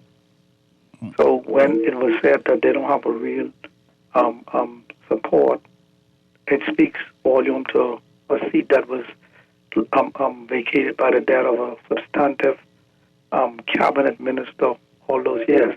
I can relate back to 2004, where after the hurricane, my girlfriend was going to Cuba to studies, and a young lady from Freeport was also came to Nassau to catch the plane, and she was in such a shock because of the hurricane then that had beaten up Freeport real bad. And when I asked her afterwards why was she so stunned, she said, hey, Freeport is in such a bad shape. You understand what I'm saying? It doesn't, she was dumbfounded. So from then to now, with Obi being a substantive cabinet minister, the blame going back and forth makes no sense. But they got the victory, but it's less than 1/3. People must pay attention to the numbers, and all the promises must be kept. Y'all have a nice day. Okay. Thank you. All right. Thank you very much. Appreciate it. Let's get your text messages in. 422-4796. You can continue to call 323-6232, 325-4316, 325-425. Now let's take this break and then we'll get to your messages. This is Morning Blend on Guardian Radio 96.9.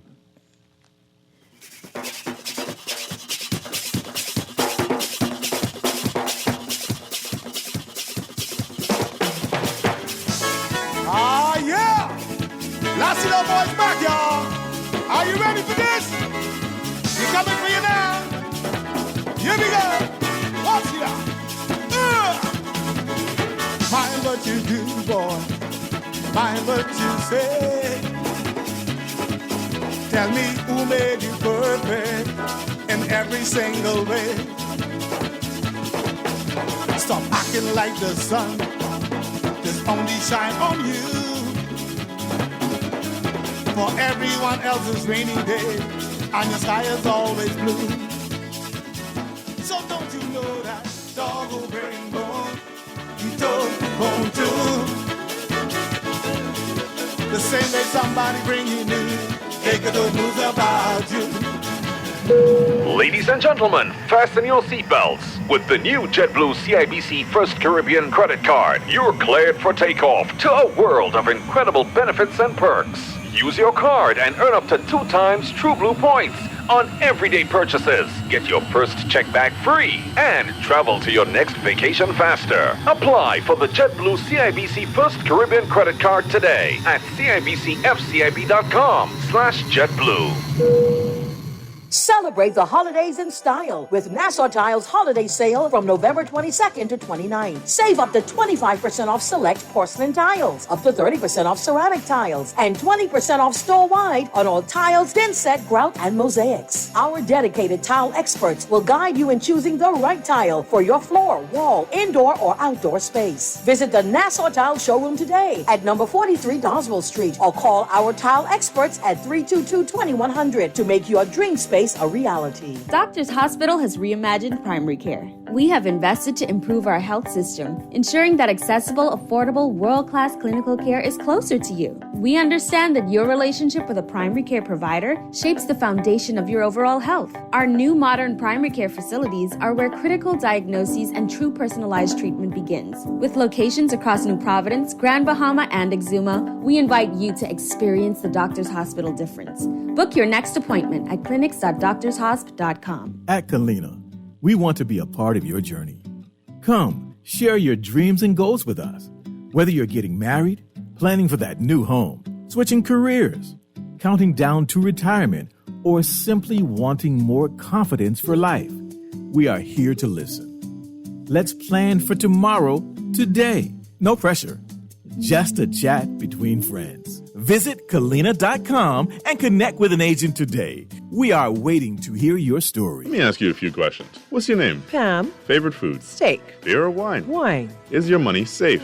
It's under my bed, so I guess so. Are you serious? Yeah, why? Unless your money is in a bank or credit union that's a member of the Deposit Insurance Corporation, there's no guarantee it's safe. Yeah, but what if something happens to the bank? Your Bahamian dollar deposits are insured up to $50,000, so you'd still be ahead. Plus, your mattress might catch fire. Then what? Man, those banks and credit unions are looking good right about now. Visit the DIC's website at www.dic.bs. Protection for your money guaranteed with DIC.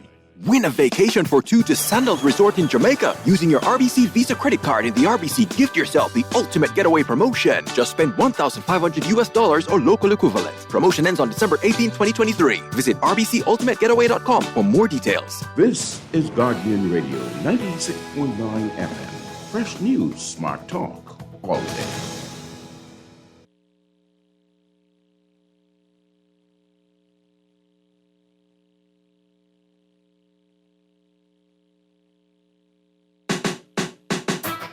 Well, any girl want come test this stiff brick, send them come. Lord of mercy. All right, all party masses. Hope you've been taking your vitamins, cause you're gonna need it.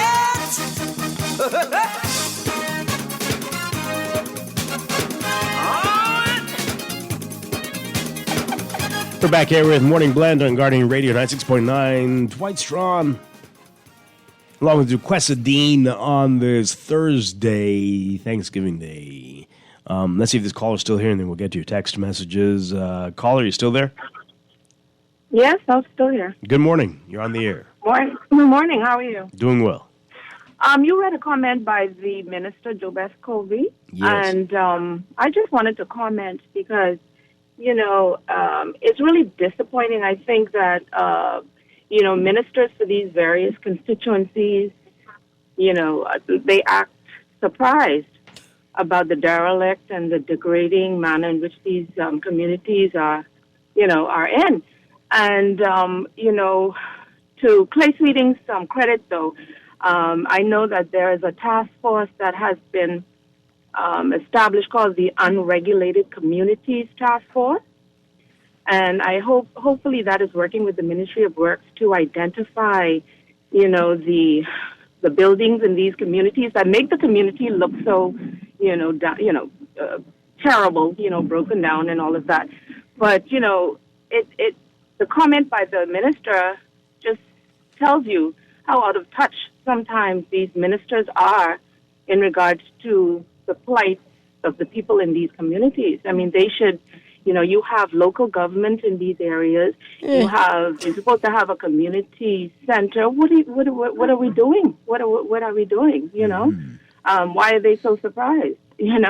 I mean, you should be in touch with your constituents. I mean, if you're doing your job, and let's start dealing with a lot of these issues. You are absolutely correct. Yeah. And maybe but they always seem surprised, Dwight. Yeah. Like which country have you been living in? Where are you? Where are you operating? Well, I am from I was born in West End, and I grew up in 8 Mile Rock, and I always I've been calling in and saying how disappointed I am every time I visit home. I live in Nassau now. It's so depressing, actually, when you ride through these communities, knowing that they have local government, know that we have 5 MPs, I think, in Grand Bahama, right? And you're telling me that the parliament or the government does not know that these communities are in the state that they're in, and they only identify and acknowledge these things when there's a big event like a by-election or election. Suddenly everybody has a clue. It's just, Bahamian, I just think that we just need to stop playing the games, right? Stop playing the games, get real. Let's move our country forward. Let's inspire our people, right? And I know the people also have to play a part, but a lot of them are so downtrodden, especially Grand Bahama. I think they've been hit so many times by so many hurricanes, and the devastation is so much that any normal person will be overwhelmed, But I think specifically, and it doesn't matter which island. I think that when a hurricane hits a particular island, more so than other islands, that you can't operate that island and give them the simple budget that you normally do. You gotta concentrate on those areas, right? Because not only is it, it just the people that live in those islands they're overwhelmed, and you want to inspire them to, let's get this community moving, get the economy going, so that these people can thrive. Yeah, absolutely. You say local government, we need real local government, empowered local government. You understand, right? You understand, yes, Dwight. not the prefects that they have. And Dwight, also, just simple accountability. We want to do the local government thing, right? But we have to make sure that our technology is up and running. We cannot keep operating manually. We have technicians, technical people. If we want, let's get things online. Let's get things coordinated. Let's get things, moving. Absolutely. Progressively. Thank you so much for calling in. Really appreciate it. Thank you. Thank you. All right. Let's take another call. Good morning, caller. You're on the air. Hi, good morning. Hey, good morning. Hi. Hi. I'm listening to the young lady speak. It is quite depressing, and I'm thinking about the numbers. I think it's about 6,000 plus registered voters, and throwing all the numbers together seem to be like just about 4,000 or a little under there who turned out to vote. All the promises that was made by the government of what they're going to do still was not enough to inspire the persons to come out and vote. You know what I'm saying?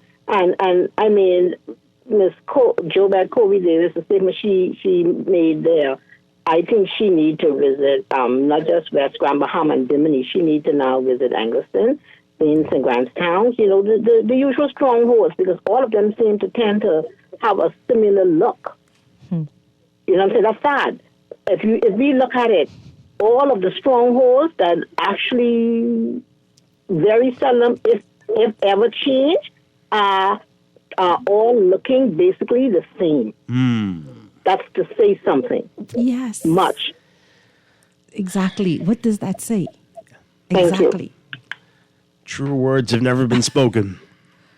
Exactly. Well, I don't think it's just their strongholds. There's tons of communities. And they go back and forth. And yet. Yeah. And yet. Yeah. Yeah. One final call, and we'll read these messages, and then we got to go to the news. Good morning, caller. You're on the air. Good morning, Dwight, and good morning to your guest. Hi, good morning. My Grammy always used to say, be careful what you ask for, because you just may get it. You understand? That's what Grammy used to tell me. What happened to Elutra's clinic? What happened to Exuma's clinic? What happened to the airport in Cat Island? What happened to Andros? What happened to the airport at Bimini? That seems to have been dropped from the stuff, and I could go on and on and on, because what I'm trying to say is the focus was on West End and Bimini for a couple of weeks, but ask them to look around now and see where all them people gone, all the delegates gone. The Prime Minister gave a speech from Nassau. You understand? The electorate, I don't know what to say about the Bahamian electorate, but they got 3 years to find out, Dwight, what's going to happen to them. They got 3 years. I hope they educate themselves by the time the 3 years come. Thanks for taking my call. Okay, thanks a lot. Appreciate it. You want to do it? Yeah, let's squeeze them in. Quick caller. Good morning. You're on the air. Hi, good morning to you, Dwight. Hi. Mr. Dan. Good morning. Yeah, I've heard a lot about persons talking about the number, the voter turnout. And I'm trying to find out, first of all, if an election is held, 50 persons have voted, and one party gets, let's say, 35, it's win or lose. Yeah. And I think one of the F&M MPs mentioned this 51 plus 1. Why are we making a big issue about who didn't turn out? Only some people are. Yeah. And this is why people are encouraged to vote, right? Right. This is why 1/3 can decide everything. That's why you don't sit down and allow them to do Correct. that. So they have no reason, nobody has any reason to be complaining about the turnout. It's just interesting to note the turnout. Yeah. But you don't blame Whoever don't turns blame out that. decides. Correct. Right, they Whoever decide. turns out decides. You let them do it if you didn't.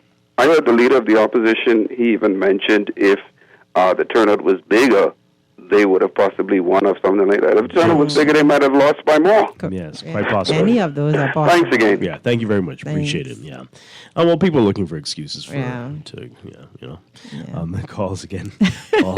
We're running out of time for this segment, folks. Let me read these really quickly. We may get to a couple more of your calls, but this person says, "Who are these people still calling for Minnis? He's the reason the PLP is in power now. I cringe at the name Minnis. He couldn't even finish the government complex in 8 Mile Rock, which was almost done when he came to office. He decided to pour sidewalks during the pandemic rather than complete a significant building. Just stop with the Minnis talk, please." That's a text.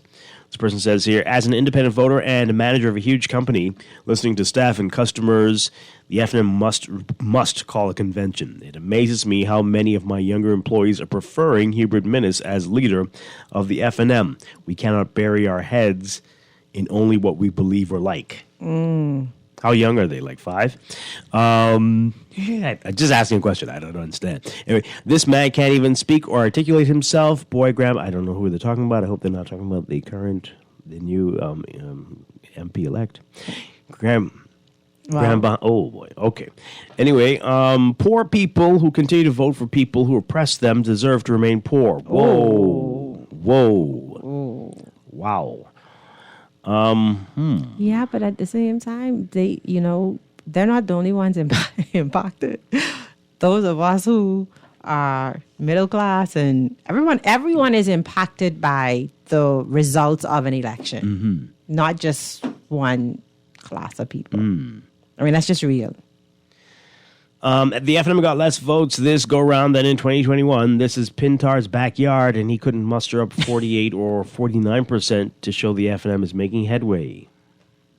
This person says, based on JoBeth Colby Davis' statement, I think we need local government because I'm surprised that she is surprised because her portfolio covers that island too. Oh, yes, indeed. Yeah. Housing. They got nothing but abandoned houses on Grand Bahama. So... Yeah, as I've said, I think I said it yesterday, we could solve a lot of the housing issues for the rest of the country if we could find some way to get people to move to Grand Bahama and find something for them to do employ there. them, correct. Right? So we really do need all the innovative ideas to come, the people with them to come to the table, and we need the government not to stand in the way of innovation. Correct. Right? That's what we really need legislators for, to make these things easier, ease of doing business, instead of putting up the roadblocks for people who do have ideas to solve our problems.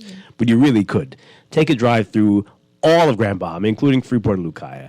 You've never seen so many unoccupied buildings in your life. Wow. Never. It's like, did they have the rapture here and half the people were taken? Wow. Yeah, it's unbelievable. This person says, "Hey, you ask when are we going to get it? Well, never, because Bahamians are suckers for punishment, and the government knows it." Wow. One can travel around the globe and not prioritize travel throughout these family islands. Oh, I see what they're saying. Oh, okay, they travel around the globe, but they don't prioritize travel throughout the family islands and the constituency, or New Providence, or even New Providence, clearly. Right? And you don't understand how things are when you have the police leading you everywhere you want to go. Correct. Whisking you through traffic without you sitting in traffic and hitting that pothole. Absolutely. No, you wouldn't know what. You'd be surprised too. Sure. Very disappointing. The low turnout. Always felt that the PLP would win because they are the government. And that may have been the mindset of the residents there. At least the election forced the government to do something for the constituency that seemed to have been very neglected over the years. What is the role of the local government there? Yeah, indeed. What is? In my opinion, the FNM's candidate had a stronger presence, while the PLP's candidate seemed shy and not comfortable at all being in the spotlight. His speeches were weak, but hopefully he will grow into his new role. On another note, I'm sure the banks will be more than pleased to open an account for him to receive his MP salary. Just not sure how he was receiving a salary as an employee of the passport office before. Bring me up to date. I couldn't.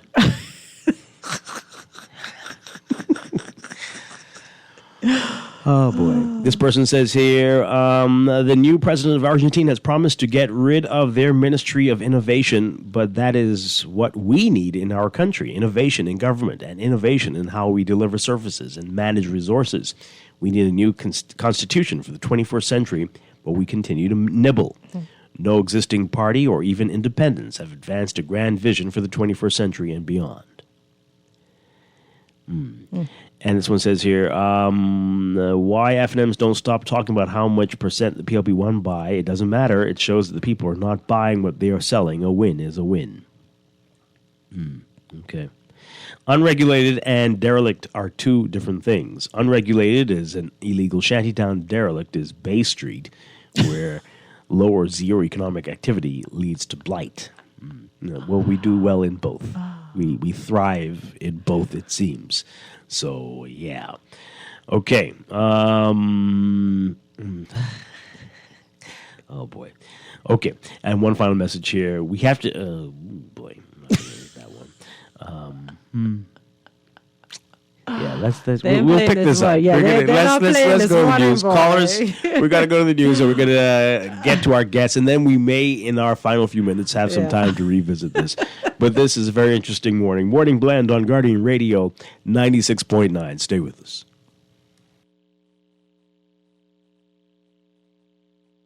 Guardian Radio 96.9 FM, Nassau, Bahamas. Is Guardian Radio, your station for up-to-the-minute news, intelligent, interactive, and engaging conversation. 96.9 FM. The views and opinions of the hosts and guests are their own and do not necessarily reflect the position of the management and staff of Guardian Network. Wake up, it's a new day. Wake up, it's a new day.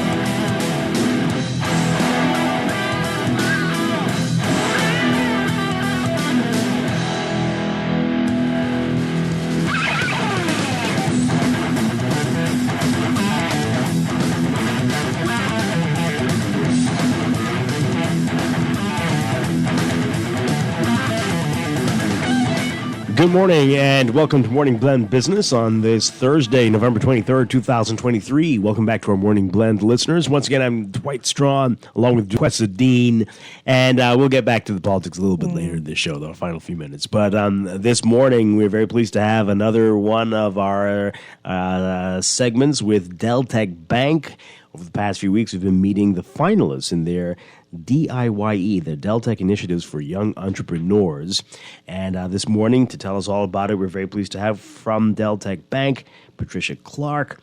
And finalists this morning from Grow the Food Lab, we have Regina Smith. Ladies, good morning. Great to have you with us. Good morning. Good morning. Great to be here. Okay. Wonderful stuff. And Regina, we've had you on before a couple years back, but always great to talk with you. We'll talk with you in just a bit. But Patricia, let's begin with you. Tell us, for those who might not have been paying attention to this over the past few weeks, what the DIYE is all about. Well, good morning. So this is a very exciting program, one of Deltec's programs that they run. This is really an encouragement for young entrepreneurs. So this is an initiative that Deltec uses to advocate for promising young Bahamians. So I am not new to Deltec, but I'm new to this foundation. So I joined this year, and I was very impressed with the level of candidates that apply for this position. Like over the last 6 months, I've volunteered, like some of my colleagues, to help shape these entrepreneurs and business modules so that they can develop their presentation skills and expose them to Deltec's global network, which is very deep, as you can imagine. Deltec is faceted with talent. And so this all leads up to the very exciting competition pitch that will take place on December 5th in the form of the Shark Tank. So we've been working, the entrepreneurs will pitch their business plans to a panel of judges, including our chairman, Mrs. Jean Chalopin, other business powerhouses from the local entrepreneur community and Deltex Global Network.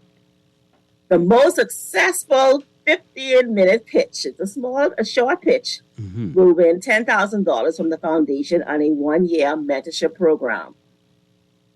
Excellent.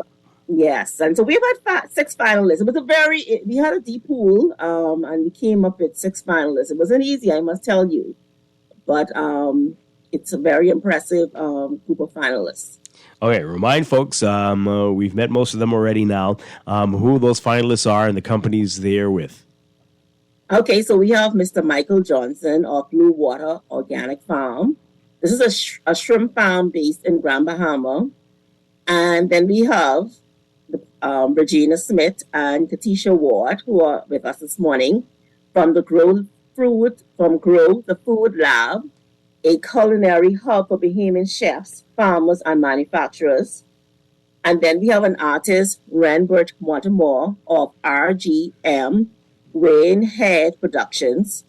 Then we have Aaron Pinder of Perfect Tone, a family-owned business that manufactures skincare products and provides aesthetic services. Our 5th finalist is Nakia Bryce of AFINIT Consulting, an IT consultancy focused on development and online farmers market. And Raisha Baston of Body Bahama, a handmade bath and body product line with national distribution. Yep, wonderful companies. I don't know how you all going to decide. This is going to be very, very challenging. We've gotten to talk to all of them, or most of them so far already. And okay, so today it's Grow the Food Lab. And Regina, is Kantisha with us this morning? No, unfortunately, Kantisha couldn't make it. Okay, all right. So it's just Regina Smith with us. Tell us about Grow the Food Lab. How did this get started, and what it is that you do? All right. So thank you for having us again. And as Ms. Clark stated, we are a food processing facility. So Kantisha and I are both agro processors, and so I also own a processing company called Firehouse Spices, and Kantisha is the owner of Popstar. And so over the years, we've both been in our processing businesses for about 9 years now. And so through that journey, we've had many obstacles, many challenges. We've had roadblocks to export. And along the way, we've developed a network and built the experience needed to now create this food lab. And so our goal is to have a shared commercial facility that allows processors like ourselves, farmers, chefs, and anyone in the food industry to come to a facility that now has the commercial equipment, has the resources, has the expertise needed to commercialize their production, and then also take them to the level of distribution and export. So whether it's jams, jellies, popsicles, sauces, whatever you can manufacture food-wise, Grow wants to be that facility to allow individuals to then be able to scale up. How important is that? What difference is it making, and do you expect that it will continue to make? Right. So food security is definitely a challenge here, but not even just in the Bahamas, the Caribbean, and in small island developing states. And so we want to, reduce that wastage that we're seeing when it comes to, onions, whatever the farmers are growing. We want to be able to create those value-added products.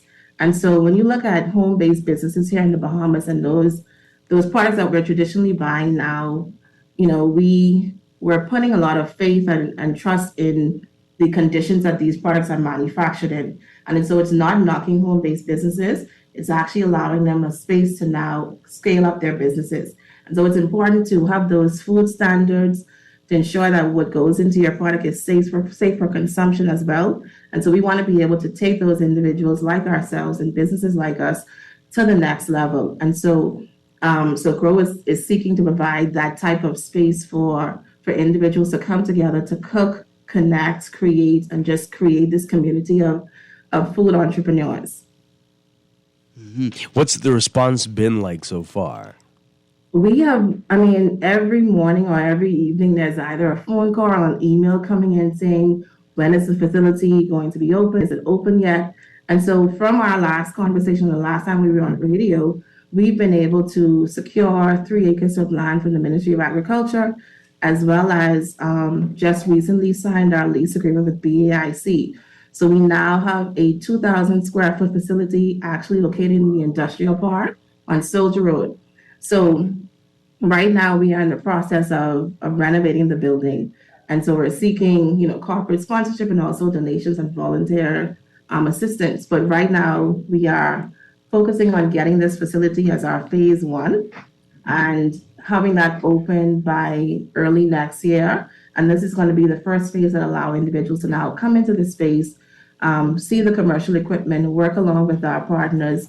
We've made the connections with academia throughout the U.S. And so we have some universities like Cornell University and also FAMU that have established that relationship and want to provide the food testing that is a critical factor in our production. And so they're going to be able to food test those products processors are going to be making at the facility as well. Mm-hmm. And so we're excited for what's next. We look forward to all that's to come with growth. And I think with this Deltec experience as well, this has allowed us now to shape our business model to fit phase 1, to fit our location now at BAIC. And so we've been excited along with this, along this journey as well.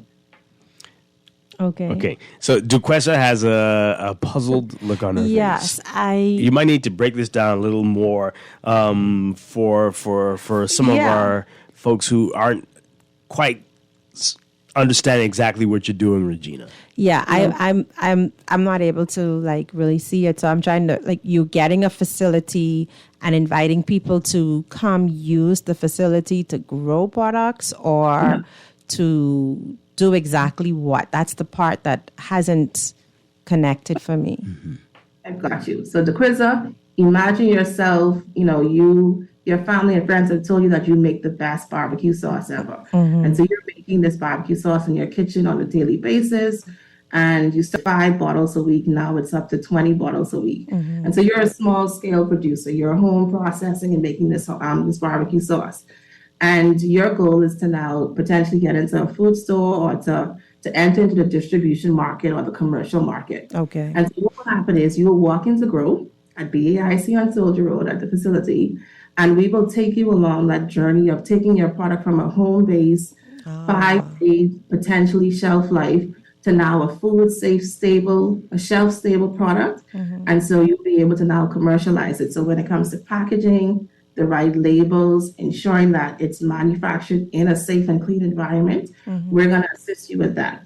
Okay. And so, right. So is that yeah, better? that's a bit clearer. So the universities that are coming over, they are coming over to offer courses or to teach the manufacturers of how to upscale the length of their product shelf life and just educate them a little bit more on how to scale their business to a high level. Is that correct? Yes. So the university partnerships that we've established are for the food testing of the product. Okay. So in order to export your product, so you can have local distribution without having a food tested product. But you want to look at exporting and getting your products into the commercial market internationally. You have to have, they will have to be food tested or certified. So you're looking at pathogens, making sure that it's whatever stabilizer that you're using has to be food safe. Okay. And so, right. So right now we don't offer that service here in the Bahamas. Okay. That's great, actually. So let's talk a little more about that. Making sure it's safe and the types of preservatives. What do Bahamians need to know? And are you concerned that some might not be doing the things that they should be doing? So yes, there is a level of concern now as to how food is being manufactured here locally. And we do have places like the Gladstone Agricultural Center and BB Bahamas Food Safety and Standards. And so these entities do exist. However, because we're spread out throughout the islands, the ability to test and actually monitor those home-based businesses does become a challenge. And so there may be unsafe practices happening in restaurants and in commercial kitchens or in home-based businesses, but we are not here to monitor and address all of those individuals. What we want to ensure is that those that come into our facility are guaranteed and assured that their goods will be manufactured to the standard, to the FDA regulated standards, and to the food safety conditions that are needed or that are required for export. Okay. All right. Interesting. And how lengthy is that process? What's entailed in that? So I will give you an example from my business with the spices. So I manufacture hot sauces. So with the hot sauce, once you have your product and it comes into the facility, it's manufactured, and a few bottles are then sent off for testing. That testing process takes about 2 weeks, and then 2 to 3 weeks, and then your results are sent back, and it gives you an outline of what's in your product, and it gives you almost like a certification that says that this product has been certified and passed.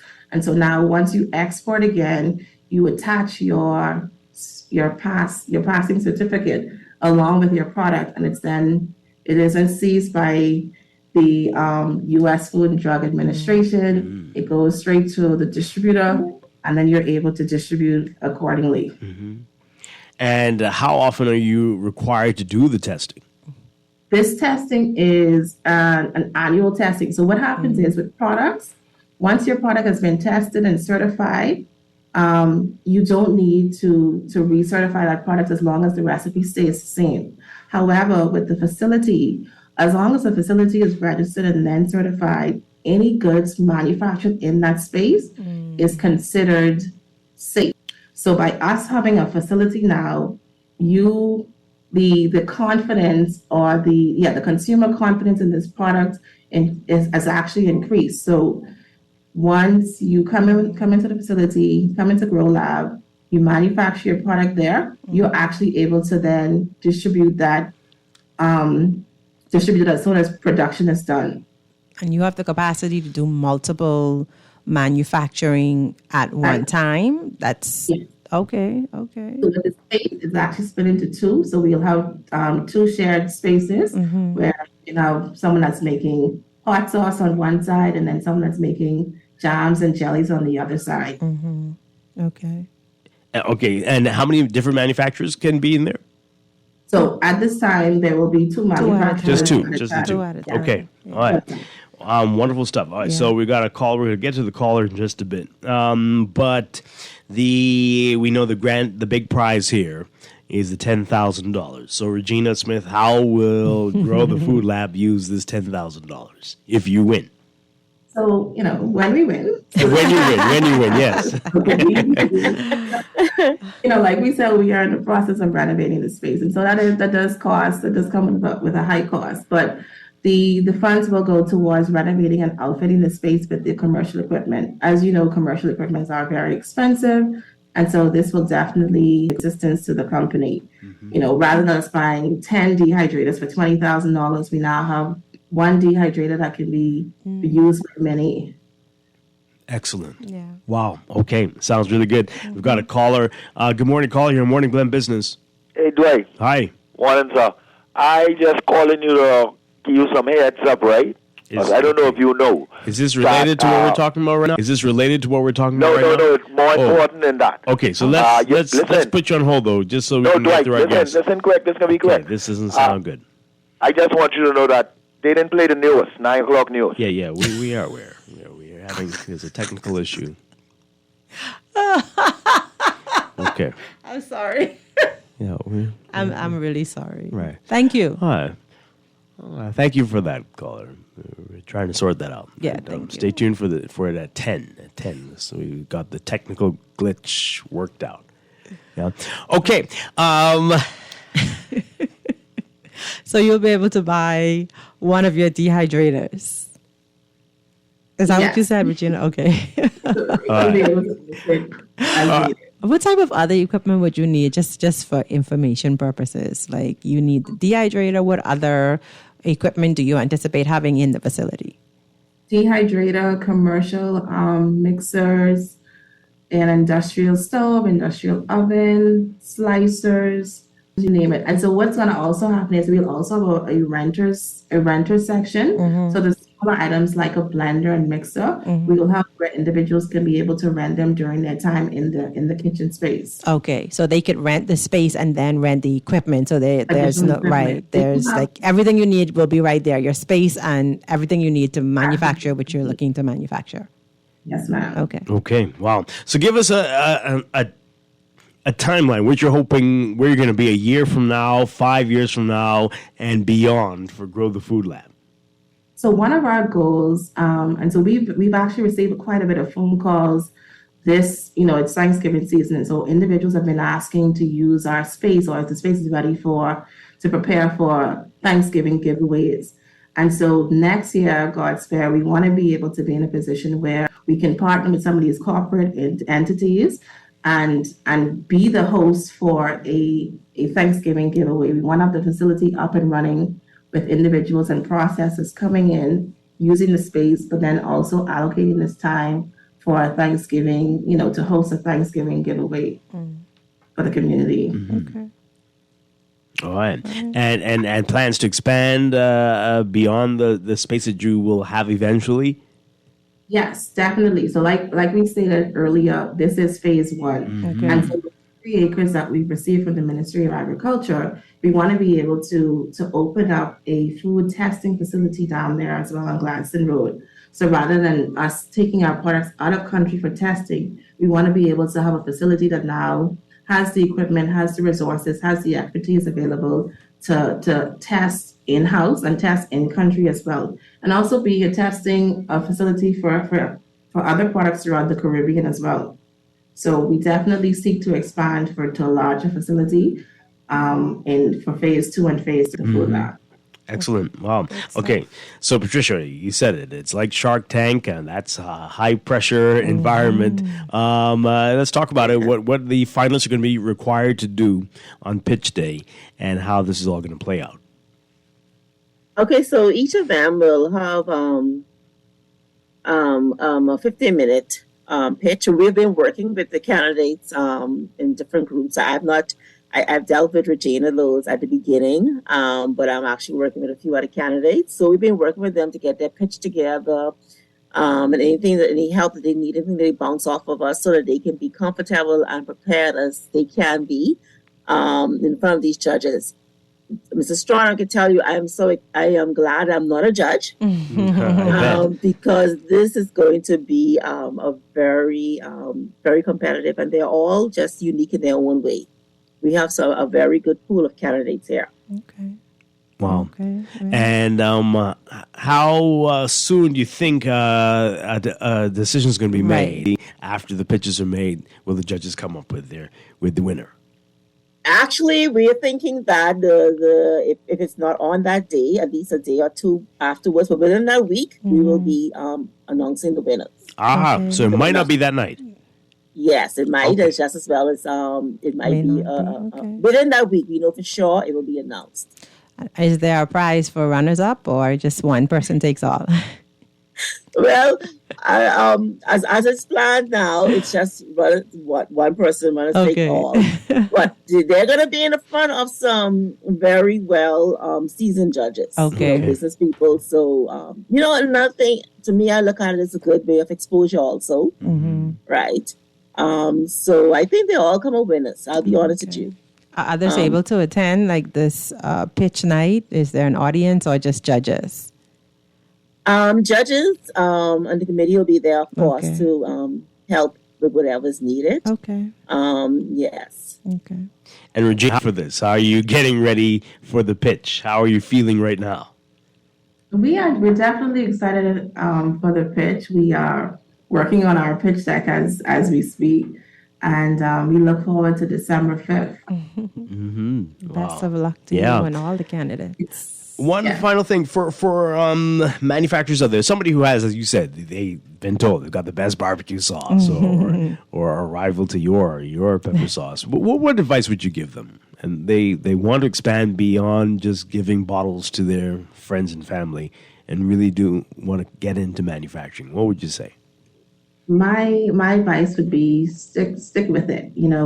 Learn your product, learn your customers, listen to them, know what goes into your product, and think beyond our shores. I can tell you for sure that there is a high demand for Bahamian products and Caribbean products. I can tell you for sure that there are individuals and distributors looking for trailers, and so we are encouraging individuals to if you have a small business, think big and begin to prepare yourself for the next level. So, when you think about your business, be serious about it. Get the business account, get the business license, start to think about your business as a big business, and eventually you'll get there. Excellent stuff.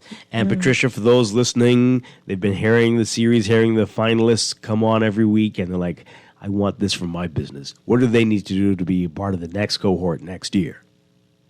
So we asked them to stay tuned. What we do is, starting in January, we had a little bit of a slow start this year, but starting in January, we start to reach out to get the message out to, I think for sure this year we reach out to the accelerator business. So we get it out to persons. So because even them, they have persons that maybe they couldn't help, and they will recommend them to apply for the program.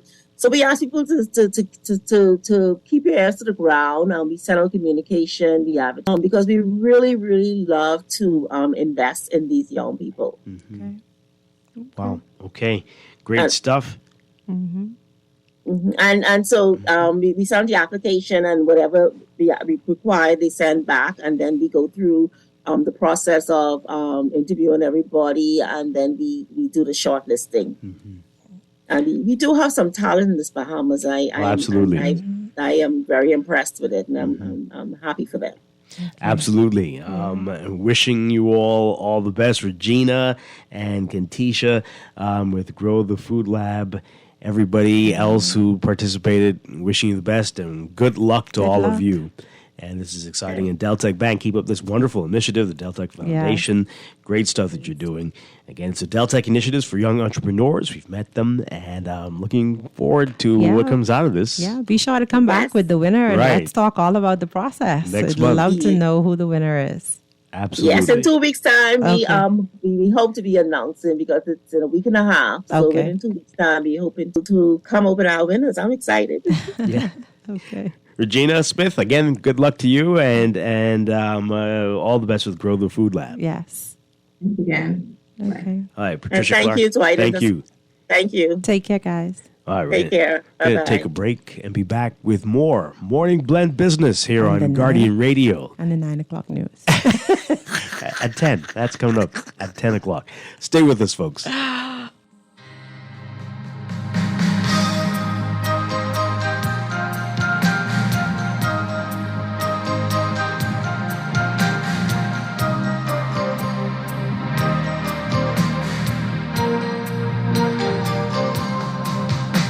I've had enough of scheming and messing around with jerks. My car is parked outside, I'm afraid it doesn't work.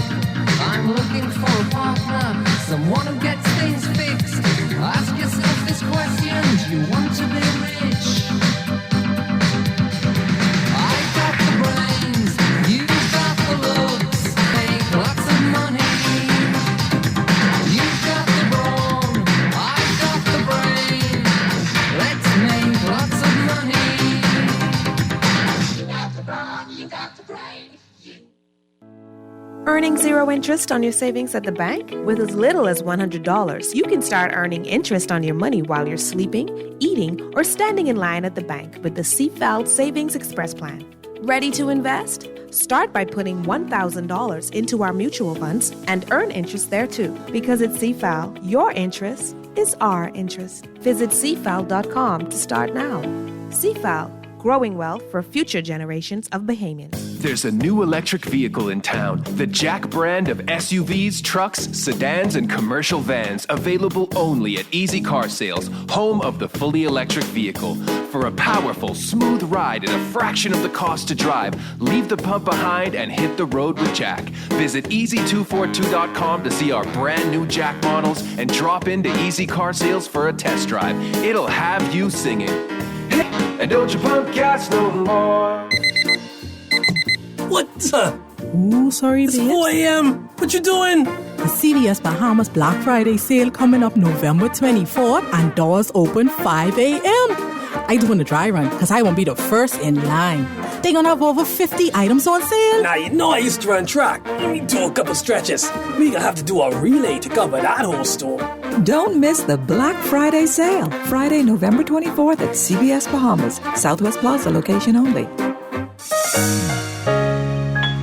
Get ready to jingle all the way to Christmas with Fidelity's festive giveaway with over $10,000 in cash and prizes up for grabs. Apply for a loan or open an ASU savings account for a chance to win big. Visit any of our branches for more details. Terms and conditions apply.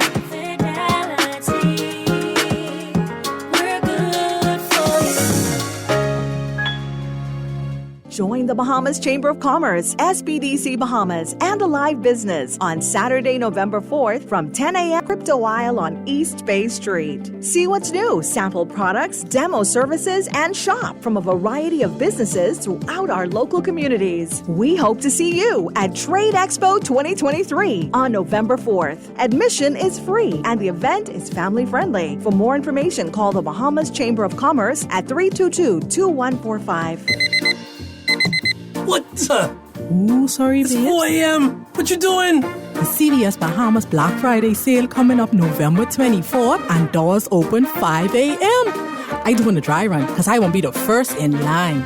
They gonna have over 50 items on sale. Now, you know I used to run track. Let me do a couple stretches. We gonna have to do a relay to cover that whole store. Don't miss the Black Friday sale. Friday, November 24th at CVS Bahamas. Southwest Plaza location only. Tired of banks forcing you to use technology to bank the way they want you to? Your convenience is important. So no matter what your banking needs, Commonwealth Bank's friendly staff are always available in branch for that personal one-on-one service. Technology, our online and mobile banking app offers you state-of-the-art functionality. The choice is yours. Commonwealth Bank. Bank the way you want. Ready to save?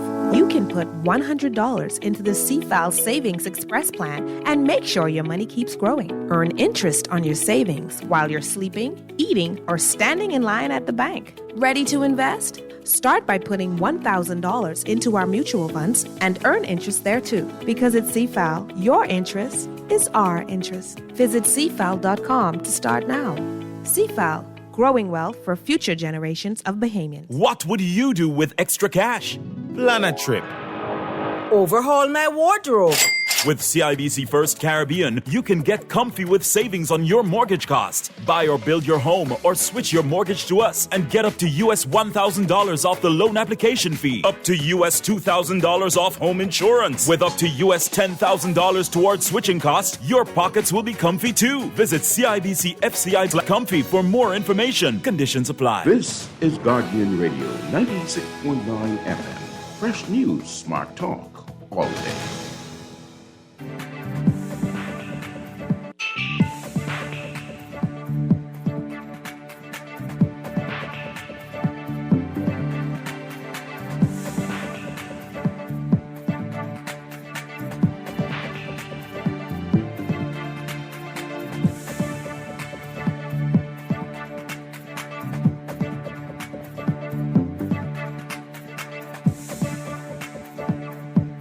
It is time for your morning business report brought to you by CFAL. IRCA, the Utilities Regulation and Competition Authority, is seeking to establish new guidelines for compliance inspections of electricity suppliers throughout the country. This, according to IRCA, is crucial to improving the quality and reliability of power generation, transmission, distribution, and supply throughout the islands. It says that technical inspections by a regulator or its designee will seek to ensure that the process of providing the specified service, the licensee does not willfully and consistently breach the conditions of the license or other regulatory standards or requirements.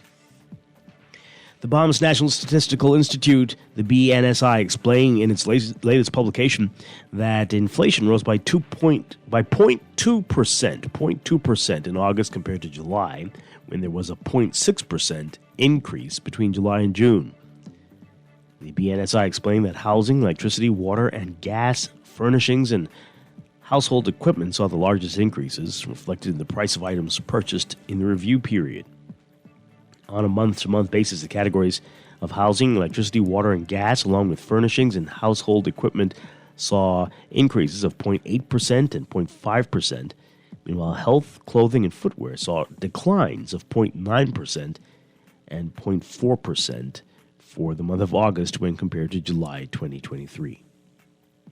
In further establishing its case for a global corporate minimum tax, the OECD, the Organization for a new analysis on corporate taxes around the world, noted that the Bahamas, along with 10 other nations, continue to lose out from considerable tax revenues in the absence of corporate income tax. In a publication entitled Corporate Tax Statistics 2023, it noted that in Latin America and the Caribbean, 15.6% of tax revenues come from CIT, that's corporate income tax. It noted that in the past decade or so, across 116 jurisdictions, there had been an increase in tax revenues because of CIT, from which the Bahamas has not benefited. And Carnival Cruise Line plans to bring its Town Hall series for its Celebration Key Port project to New Providence on Monday to discuss requests for proposals for Bahamians interested in retail space and food and beverage space at Carnival's port in Grand Bahama. CCL explaining in a flyer that there will be a question and answer session to help prepare local businesses to participate in the port when it opens by the summer of 2025. The cruise line is encouraging people to register for the town hall, which will be a resort. CCL has had town halls on Grand Bahama already to gauge the interest of business people on that island.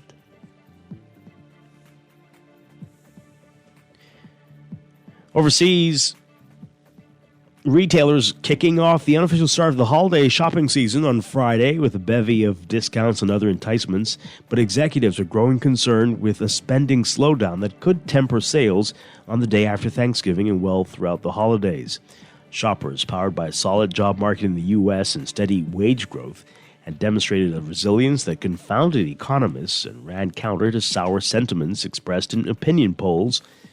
Such spending, while cautious, came despite higher prices in the grocery store and higher borrowing costs. But consumers are now coming under more pressure from dwindling savings, increased credit and credit card debt, and still stubborn inflation. In fact, shoppers cut their buying in October, ending 6 straight months of gains.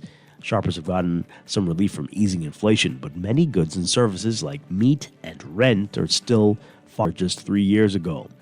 The latest quarterly results from a string of retailers in the U.S., from Walmart to Best Buy, have reported a weakening consumer. Walmart said it noticed shoppers cutting back in October and offered a muted annual sales outlook.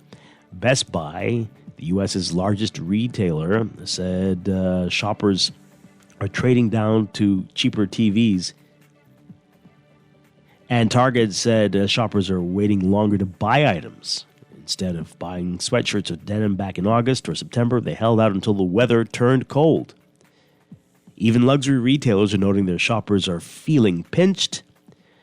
According to the CEO of Saks Fifth Avenue, they're noticing the measured approach, and they have seen some softening as well, saying that they don't think the holiday season is going to be horrible business, but it's also not going to be some kind of explosive holiday season as well. The National Retail Federation, the U.S.'s largest retail trade group, expects shoppers will spend more this year than last year, but their pace will slow given all the economic uncertainty.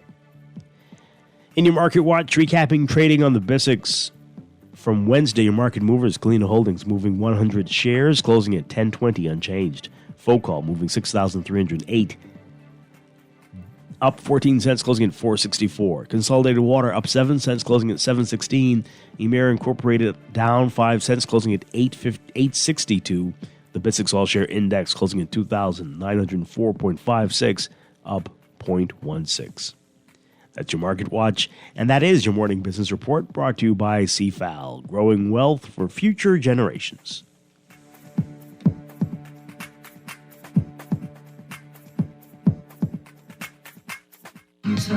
Choose the perfect time. If you've got the inclination, I have got the crime. Oh, there's a lot of opportunities. If you know when to take them, you know. There's a lot of opportunities. If there are them, I've got the brains, you've got the looks. Let's make lots of money. You've got the board, I've got the brain. Let's make lots of money. Let's make. We're back here with Morning Blend Business on Guardian Radio 96.9. Dwight Strachan along with Duquesa Dean, our final 5 minutes here. I know everyone's, we got all those calls before we went to our other segment, but you can get your final words in on the by-election and what happens next after all of that, all those promises. Will the work get done? Will all those, that long list of things If history is a happen? great predictor of the future, then that answers your question. My goodness. And what needs to happen outside of something tragic for the cabinet and MPs to come and, like we talked about, come and show some attention, pay some attention, show some interest in some other places that are also as was it shocking? Not shocking. Surprising. Because like I said, I didn't mean to offend anybody. If I said it on Monday or Tuesday, I said that 8 Mile Rock looks like many streets here in New Providence. Many. It looks like a cross between Wolf Road and Robinson Road. A little bit of East Street and a little bit of Blue Hill Road mixed in there. So, okay, surprised? That's a good portion of the Bahamas looking like that. Agreed. So what does that mean? And what are we going to do about it? What are you going to do about it? That last question. Yeah, that last question. Something one of your texters said about, I don't really remember the thing verbatim, but speaking about people living in certain conditions and making the same decisions over and over and over again. It reminded me of, we traveled to Eleuthera to do a youth thing there. And one of the young ladies actually said that she lived in one of the more southern, I think the moment in Eleuthera. And she said it didn't make sense for her to dream or to have hope. It didn't make sense for her to dream or to have hope because she would never get out of the settlement that she lived in. She wouldn't go to college. She wouldn't. Where was this? This was in South Eleuthera. My youth organization did a Embrace the Potential summit there, and that broke my heart to hear. She wasn't even 18 because this was for youngsters under the age of 18. This is recently? This was last year, and she was like, "It doesn't make sense to have hope. It doesn't make sense to dream because she'll never get out. She'll just," and that may be the reality of a lot of people believing that there's no way to make a difference and they're just a little piece in a puzzle where they have little control. And so working on those sorts of mindsets is what's going to be important and helping people to understand that there are choices and there are other decisions. It may take a lot of work, but we have to first shift mindsets. It's one of the saddest things I've heard in a long time. I was sad for weeks. I was like really, really sad. For weeks. Yeah. You said she's what, like not 18 She yet? might be 16. She's under 18 for sure. She may have been 16. And she said there's just no hope. She's just going to graduate from school and sit around or hopefully find one of the cruise ship places. We're going to be opening up some places soon. She might get a job. She may not get a job. But that's what people in their settlement do. Wow. And that's just the reality. Yeah. right? You've ended this show on a very sad note. Yeah, and people need to know that. Our Yeah. government needs to know that there are many hopeless people, and we need more than talk. You know, there's action. I can see people sitting down and saying, "How do I change this?" and feeling that they don't have the power to change it. Dwight. All right, let's see if this caller can help us end on a slightly more motivational plane here. And not reality. Okay. Or are we going to go deeper into the Abyss. Good morning, caller. You're on the air. We got about 30 seconds. Okay, good morning. You know, Dwight, I love your show and everything, but I need you to bring somebody on from agriculture. See, because, man, I read some stuff yesterday, even with the food, the fruits and vegetables, that say it is, you know, it is not GMO, but the stuff that they still put in it, they say it's a grape, an organic grape. You put that on the counter and you let it stay, it will not rot. But you take our natural sea grape in a few days, it's non-starter bitter. So the things that they put in these foods today to give it long shelf life, that's so dangerous. The corn on the market today, 99% of the corn is GMO, soy GMO. And one more thing, Dwight, why does Inagua, when the mail boat go back after they ship the salt to the United States, it come back in the blue box with the umbrella, and they get all that natural, just use the salt, and that's what's causing them to get high blood pressure and all kinds of things happening in their bodies. That's why I hardly don't eat out, because they use that Morton salt, and we get all the corn salt in the world right here in this country. Thank you. Thank you very much. Appreciate it. And so, not going to make us feel a little bit better about everything today. So let me help you feel better. There's so many people working to make a difference, and we need to encourage them to continue to not give up, to continue to inspire other people and be a light for others to see that no matter how dark it is, if you keep moving forward, progress can happen. Yeah, listen to the words of the song as we leave you today.